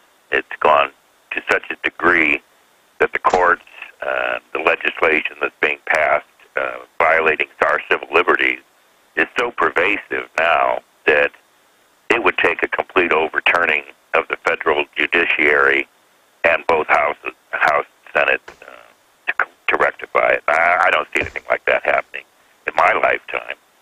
But yes, every email, everything that you say and do right on the internet, even landline, GPS, cell phones, NSA now has a copy of it. They have been copying it, downloading it for years. Finally, William Biney, one of the newest whistleblowers that the government is actively pursuing, trying to indict, has been interviewed a number of times in different places around the country, and he's made it very clear that the NSA is in fact lying when they say that they're not eavesdropping, and the degree to it, to the Freedom of Information Act, what's been revealed just in the last few weeks is just absolutely devastating. If you so much as use words like aid, relief, recruitment, disaster, snow, my favorite one is pork, right, in an email or on a cell phone, those words trigger further investigation into your conversations, emails, your internet activity.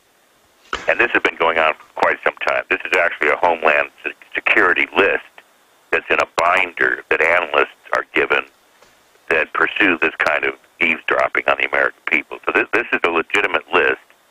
And in fact, I've had two experiences myself with emails that I send out to my client base where I've used a few words on two different occasions, and it has completely shut down my email and my website. Everything gets shut down. And I have to go to the server, and they have to issue what is called a false positive with a certain coded number. And they have to go in and actually reset up my entire system and allow me back online, able to send emails. So I use these kinds of words all the time, but unfortunately, as well do you in your words. So, So basically what this amounts to is these words are part of a new definition of what constitutes a potential threat to the government, not just terrorism, but any kind of militant or organized threat to the government, domestic or foreign. And the definition is now so broad that it basically charges everybody in America with being suspicious before the fact, and then afterwards, if they decide they want to investigate you under the new CISPA, House-passed CISPA, they can actually issue a memorandum from the White House or Homeland Security demanding that I, for instance, turn over information on John Wells, for instance. And I can't tell John Wells or anybody else that I've been told to do so, or I'll be prosecuted. So this is being done completely in the dark and in secret, and it's happening on an ongoing basis. And basically, as it stands today, according to Glenn Greenwald, there's nothing we can do about it. Nothing we can do about it. Nothing we can do about it. He's a lawyer. He's well-educated. He's got a number of journalistic awards and legal awards. He now writes for Salon.com. And I don't think he's kidding one bit when he says we're past it. The judiciary has been completely deconstructed. It's obedient now to the executive branch, the White House, and Homeland Security. If they charge you as a terrorist, you're going to be convicted. It's where we've gotten to. It's taken a long time to get here. I know there's a lot of people that see almost everything the government does conspiratorially. I don't always look at it that way, right? Because I've been too close to it. Maybe I am too close to it. But I see it as an evolution because I've never believed government to be anything but a threat to its citizens. Yes. Government has always seen its citizenry as its number one threat, not a foreign threat, not a foreign army, its own people. Government has always been like this. I don't really know where to take this, Craig, because I have to say that I agree with you. I mean, I could just say, Craig, I agree with everything you're saying, and then just sort of fold my hands together and just kind of dwell on it for a while. But there must be something that can be done. But you're saying we would have to completely overturn the current judiciary and both houses of Congress before anything like that would even come close. That's and you saw what happened in the midst of all of this, John. I mentioned this on your show and a few others. They're changing how this country functions, specifically in the media, journalism, and the information is not getting into the people's hands. But while all of our protesting is going on, both houses of Congress passed unanimously H.R. 347. It's the Federal Restricted Buildings and Grounds Improvement Act of 2011. It was passed unanimously with only Ron Paul and two other Republicans voted against it. And it basically says the Secret Service can declare any area a restricted area, whether it's a NATO meeting, which is why several people were arrested. During Memorial Day, 35,000 people were arrested. But now, if they're protesting in what the Secret Service declares as a restricted area, it constitutes now a felony. Yeah, it's a federal charge. 5 years in prison. Yeah, it's a federal charge, even if you beat it. That's the thing about federal charges. You don't have to be guilty. It'll cost you everything you have just to defend yourself against it. Correct. And again, once you've got a charge like that on your record, it makes it much easier for them to pursue you in other areas of the law. And basically, if you get a felony count against you, you can't vote, you can't own a gun, your life is ruined. But more than that, is, a number of things have happened just in the past year that I felt were the biggest news stories I've ever seen in my entire life. And I have PDF files of 500 pages in size that proves that these things are accurate and true. Namely, the first one is Lloyd's of London filed a lawsuit against the Saudi regime for its involvement in 9/11. You go through the case file, which it was immediately settled out of court, so it disappeared from the media, but the story is so clear that Saudi Arabia was behind 9/11 that it can't really be disputed any longer. Yet this story has no interest in our media's mind. The second one, $29 trillion, it's now $35 trillion, has been created out of thin air. That's twice the gross domestic product of America. $29 trillion created out of thin air over a 5-year period of time, lent out to institutions that were not in trouble. This isn't the TARP money. These are secret loans from the Federal Reserve directly to private corporations like Google and banks like the Bank of London, Saudi banks, British banks. Make a list. The list is absolutely so large, I can't even email the list to my client base. I have to put it on a website somewhere. The third thing, dereliction of duty paper, classified document went to the Senate Armed Forces Committee, charging General Petraeus with dereliction of duty and demanding that he be held accountable and court-martialed for lying to the President, the White House, and the American people about Afghanistan.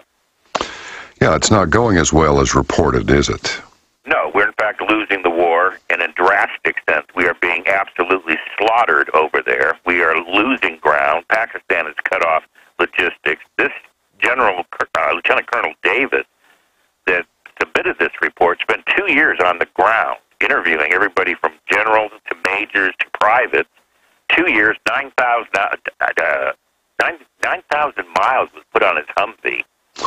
And he comes back with this blistering account that says, we're losing and we need to get the hell out of Afghanistan.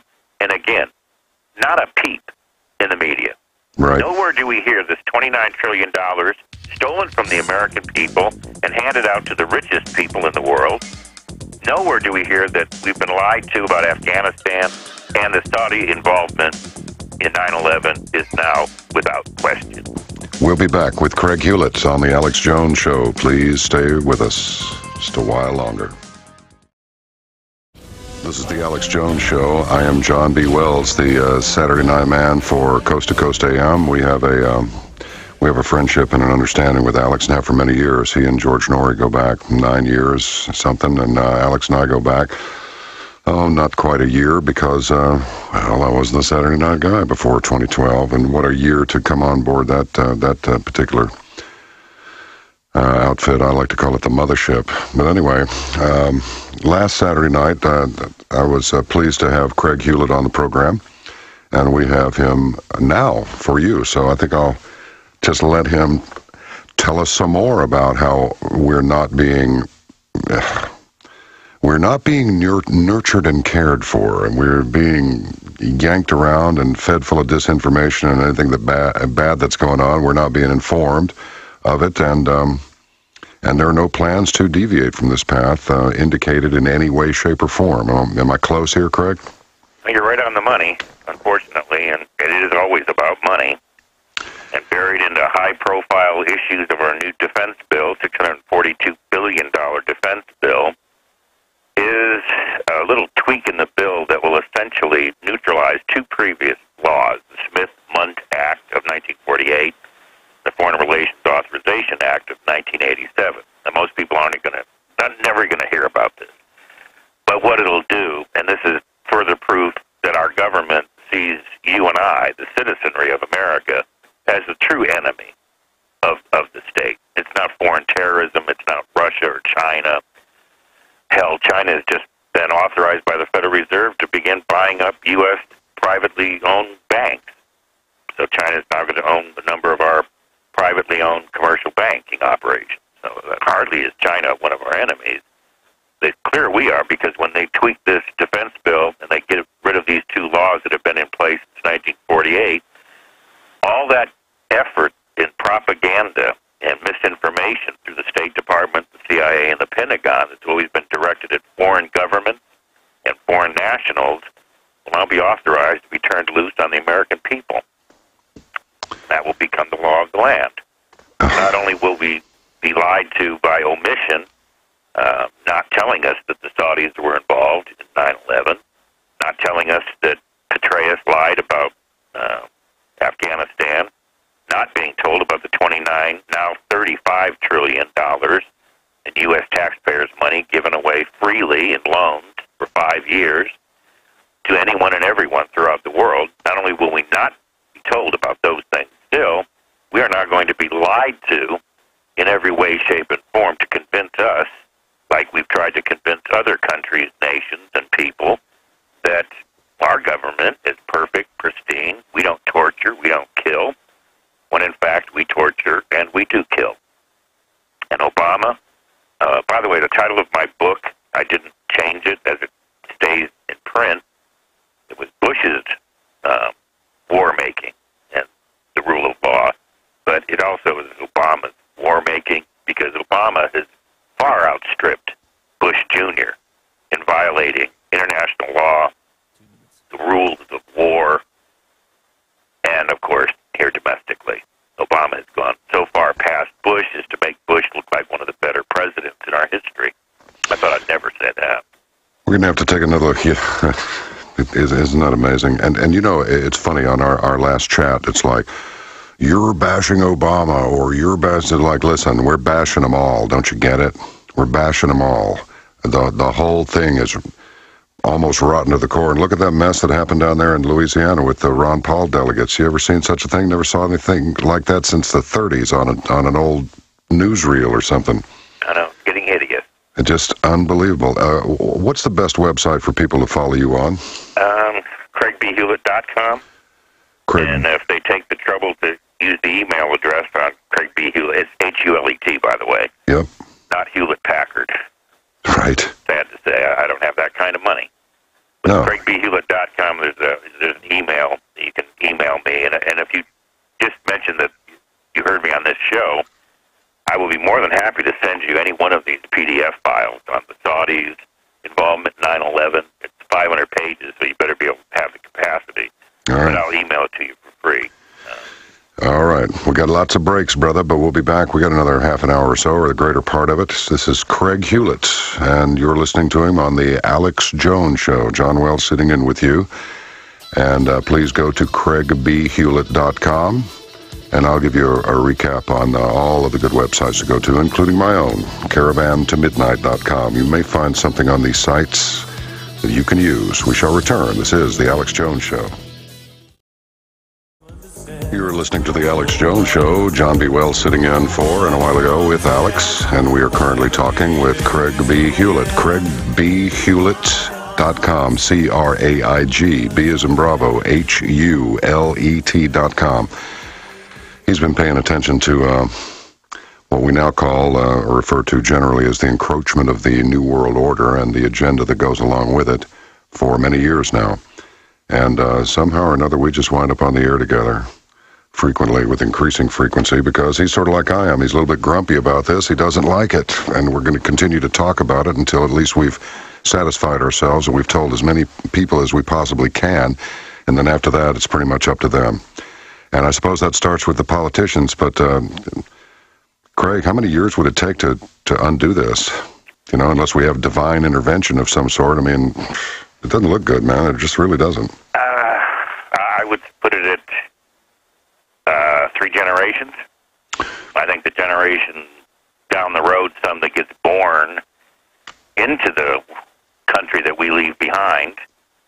By the way, I still believe that our World War II generation was the finest generation America ever produced. I do too. And if you don't believe it, watch Ken Burns' documentary, and you'll be a true believer after you watch it. But, you know, I lost basically my entire adult family on both sides, the male side, anyways. Everybody volunteered, and almost everybody died. And I still think it's the greatest generation generation. But what we've done since is we've left behind a country that no longer resembles anything like what the Founding Fathers or the World War II veterans left behind. And I fear it'll take a generation, our great-great-grandchildren, to grow up in this miasma. And maybe they'll do something about it. Well, maybe they will, because certainly they'll be, if we're sick of it already, imagine how much sicker they'll be of it by the time they're able to take an initiative. I wonder how sick of it we really are.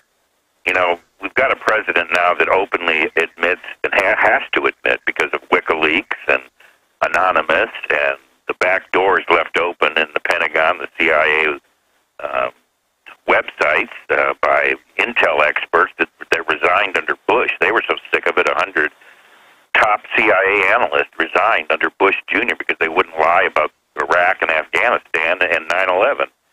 And many of them left back doors open into the system so that WikiLeaks could actually be created out of thin air. This isn't an accident that WikiLeaks came along.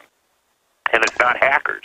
The hackers are getting the raw data, but the back doors that have been left open were left by our own people in the CIA and NSA that wanted the American people to know what WikiLeaks is now able to tell us. But we're not doing anything with the information. In fact, WikiLeaks isn't even part of the news any longer. Isn't that the truth? And it's not confusing to me any longer. I've always felt that the country was evolving in this direction, whether we liked it or not, whether there's a conspiracy or not. It doesn't make any difference. The fact of the matter is, the country's history, it's no longer anything like what it ought to be or should have been. And I do oughts. You know, I've written 2 philosophy books. You know, I do ought, but I don't think what I think ought to be is the way it's going to be. Right. The truth of the matter is I'm a praxeologist. So A and B lined up, I know that C is going to take place. Oh, yes. A and B is lined up, and C is taking place. And there's not a damn thing we can do about it at this point. Look at Ron Paul. I've known Ron since he was a young man. Him and I started out together in Houston. He's the first person I ever gave a nickel to when he was a congressman, when I had my company in Houston. Yeah. And look at where we're at today. Back in the day, Ron Paul and I used to do lectures, and we would end up on the same dais, the same platform. He'd speak first, I'd speak second, Tony Sutton third, or Jim Garrison of JFK fame. Oh, yes. So we were all colleagues. Bob Brown, Soldier Fortune magazine, Tony Sutton. Wow. But we're all old and we're all dying, and pretty soon I'm not going to have any colleagues left. And I don't see anybody replacing the Tony Suttons and the Ron Paul. Well, I don't either. And when you see Ron Paul and his delegates being treated with such abject disrespect, how dirty does that tell you that the Republican Party is, just as much as we think the Democrats are? They're all equally dirty. That's been a long-standing argument of mine, and Ron Paul, too, by the way. I don't know if most people don't know this, but Ron quit with a devastating letter published in the Congressional Record as a Republican congressman, became a libertarian, ran for president. And I thought that's exactly what I thought Ron Paul would do one day, and then he did it. Then it proved to be totally pointless because the American people will never accept a third-party candidate unless he's a billionaire. Right. And, of course, that billionaire was a liar from the get-go. He had no intention of being president. He just wanted to hurt Bush because it was an old Texas fight. Yep. You know, Ross Perot was going to pay his payback for Bush Sr. Yeah, he had no intention of being president. He just wanted to hand it to. He just wanted to divide the party. Dropping out of the race. That's it. And he made sure that he lost. Mm-hmm. But he could have split the vote, could have gone to the House and the Senate. But then, see, we would have then looked at a third party legitimately, and he wasn't about to upset the T cart that he belongs to, General Motors. Right. Board of directors.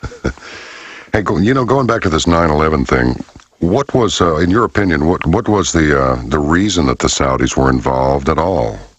Well, I think it's clear. I believed there was a nation-state involvement from day one. In fact, that's what blew me off the Jim Bohannon show.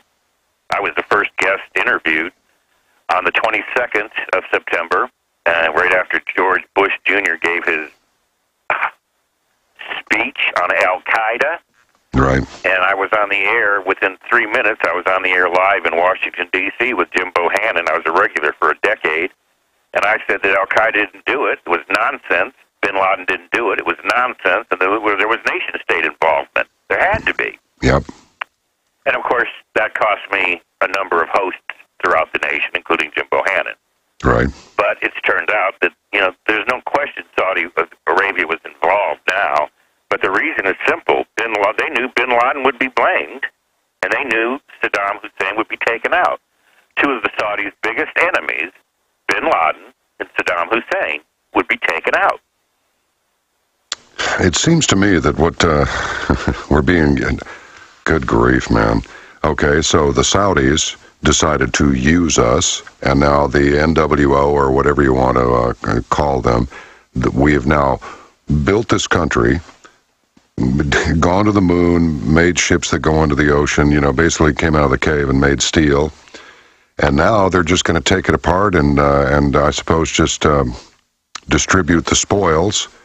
And America just gets absorbed into this global Borg of surveillance, control, taxation, and basically slavery. Well, it actually has a name. There's a legitimate name to this. I know we call it the New World Order. Even Bush Sr. had the audacity to use the terminology. 100 and something times. Yeah, no, that was Iraq War I.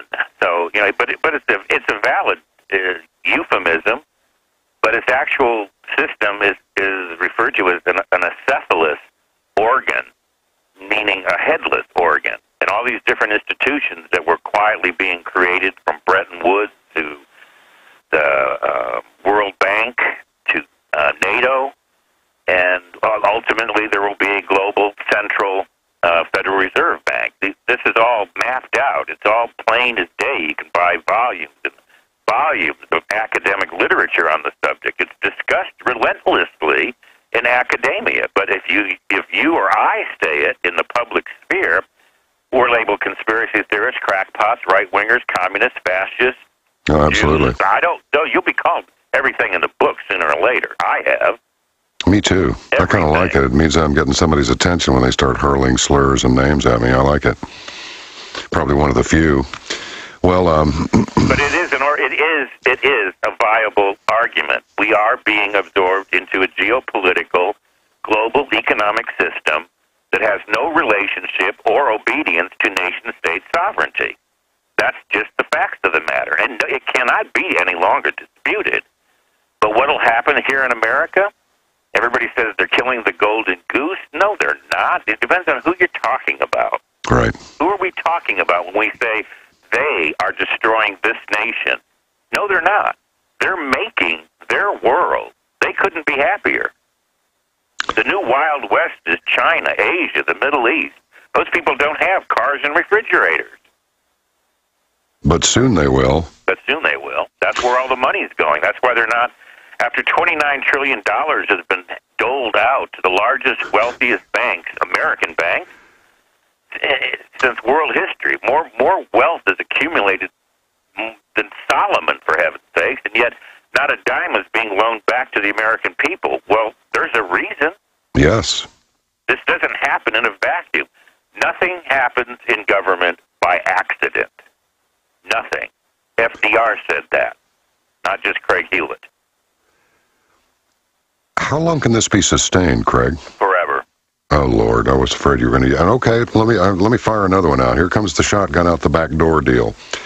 Why are we dealing with the... we have a new stealth ship now. It's probably been around for a while because we're just now seeing it. That's supposedly able to operate better than big boats in littoral conflicts, meaning shallow water conflicts. And the Chinese are going, no, we could just swarm it with a bunch of little boats and blow it up. Sooner or later it'd be a goner. It's like, why are we doing so much business with these people in between saber-rattling sessions with each other? I don't understand this love-hate relationship with them. Everything is being built over there. I mean, did these guys build a gigantic underground base and just go, we're going to be friends or we launch on you. We don't care if we lose 1 billion people. You lose everything. You lose everything.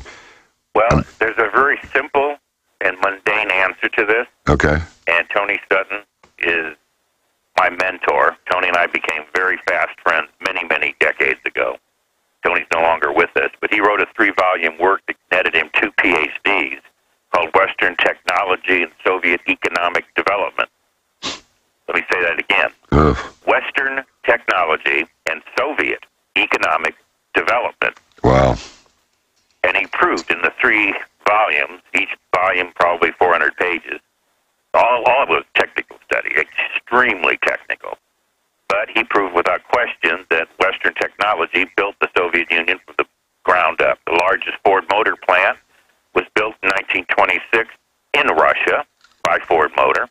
Wow. And we have never not done business with the Soviet Union when it was at the height of the Cold War. In fact, Tony and I assembled a document proving that our shuttle was an exact duplicate of the Russian shuttle. I thought it was the other way around. Bolt by bolt. Nut and bolt. Exact idea. In other words, they could be swapped out in space. Well, one it's for true. the other. Do you know it's true? A bunch of us bought a bunch of these old Russian jets off the Bulgarian flight line a few years ago, several years ago, and I'm looking at this, I'm going, you know, this sure looks like our stuff. And this guy said, it is our stuff. There wasn't a metric bolt on it. And they didn't steal it. No. It was transferred to them openly and willingly. It's called the Trading with the Enemy Act. We did it with Hitler's Germany. We did it with the Soviets. We will do it with China because there is so much more money in the war-making end of nation-state bargaining and corporate global activities than in any other area, except, of course, banking. That's why China is now allowed to come in and buy U.S. banks here on domestic American soil. Chinese central communist state-controlled banks can now own U.S. private banks. Now, you see, this is the problem. We're talking about a multinational corporation that has no allegiance to any nation-state whatsoever. Yep. So an American starts a corporation, goes multinational, he has French, German, and Chinese on his board of directors. 30% of that corporation is owned by banking interests both sides of the Atlantic and Pacific. These corporations are the ruling elite. There is no nation-state left. Oh. The nation-state is nothing but one side of a simple coin of multinational banking and corporate interest. You and I work for them, and our government works for them. There is no them and us, government and us. We are simply the serfs, and the governing bodies that rule over us are simply the merchants of death that are employed by the corporate structure to achieve whatever objectives they want in whatever country they desire, including on our own domestic soil. You and I are the enemy. You know, this is the most rational explanation as to what exactly is going on around here that I think I've ever heard. I don't believe. I've been accused of that. Well, I mean, that is the most intelligible explanation I've ever heard, and I've asked the question many times. You know what's going on here? It's what it boils down to. But that's it. So that doesn't go just for us. That's everybody. No, it's everybody. That's no England. There's no England, no China, no nothing. It's just nothing. No, okay. There's just the largest multinational corporations. Many of them, if not the largest percentage, are American corporations. Of the 100 largest economies in the world, the 100 largest economies in the world, America's economy being the largest, 51 are corporations. They're not even countries. They're corporations. Walmart is larger than any other country, period, except the United States and Great Britain. I don't think anybody in America realizes that these corporations hate competition. They hate free enterprise. They want nothing to do with competition or Adam Smith or free enterprise. The progressive left is wrong. Noam Chomsky, you're wrong. You don't know what you're talking about. You want to know why I know these things, why I've come to this as an analyst? Who do you think I am? I was one of those capitalist pigs. My clients, before I went public with this information, were GE, Exxon, U.S. Home, Weyerhaeuser. When I left the corporate world and went into the political world, I discovered very quickly that they're the same place, by name. Where do you think these congressmen and senators, defense secretaries and undersecretaries of state end up when they leave the government service? they end up at the multinational corporate structure doing business with China, the Soviet Union, Guatemala. The drug war is a joke. There's more money in pharmaceuticals than in drugs. Without the pharmaceuticals, there'd be no cocaine. Oh, that's for sure. Profit. Eli Lilly. Oh, Craig, I'll tell you, it's something else. It's just absolutely beyond anything I've ever even imagined. But it reminds me of that old movie with James Caan in it back in the 70s called Rollerball, where they would say, "And now our corporate anthem." I suppose that's where we are now, isn't it? Yes. I used to use the analogy of Blade Runner. Mm-hmm. Oh, there's no getting past it. There's no getting around it. There's no fixing it. There's no stopping it. There's no changing it. All I do now is attempt to inform those who are willing to listen. Gotcha. And if you're a Republican or a Democrat or a liberal or a conservative and you're fixed in your ideology, I can't help you. Hang on. Hang on, Craig. We'll be back. This is the Alex Jones Show. We shall return.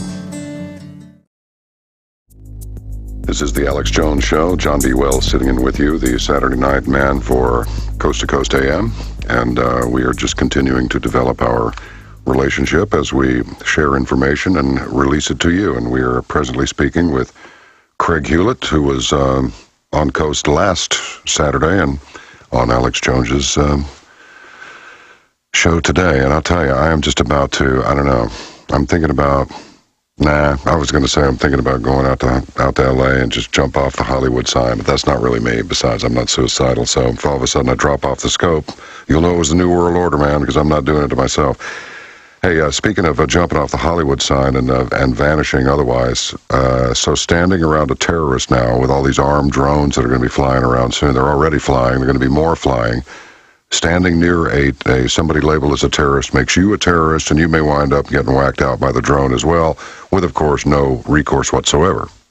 That's correct. And using a secret kill order, I love the terminology. It's not even Orwellian any longer. Obama has what are called secret kill orders, and there's even a 17-year-old girl listed on one of his kill orders, as WikiLeaks so proved. So let me close by saying something, because this is a new show I've never done before, and you and I are just getting to know each other.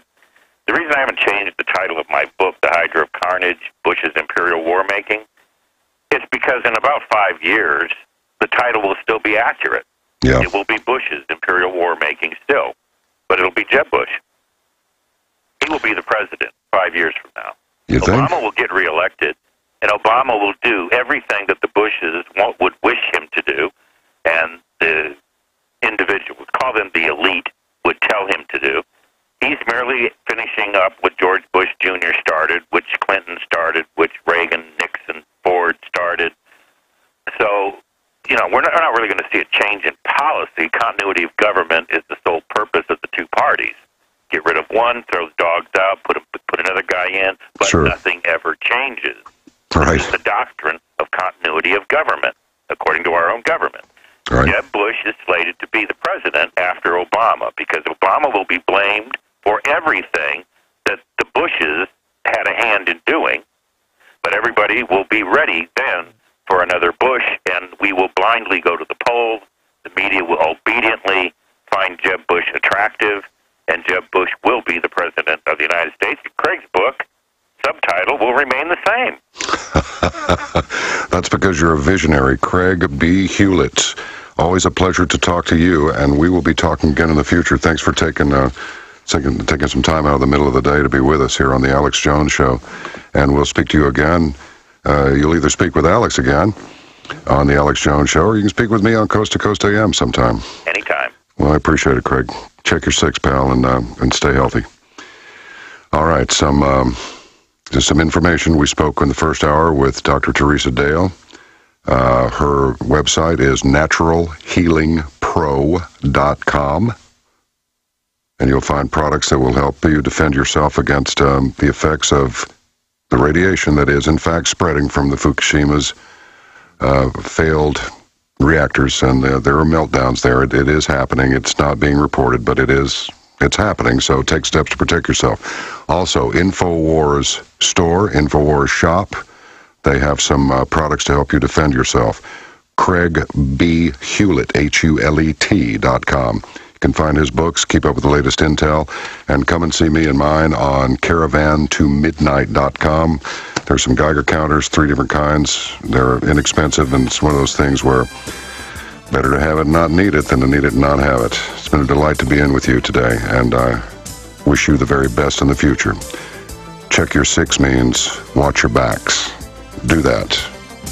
Till next time, be well.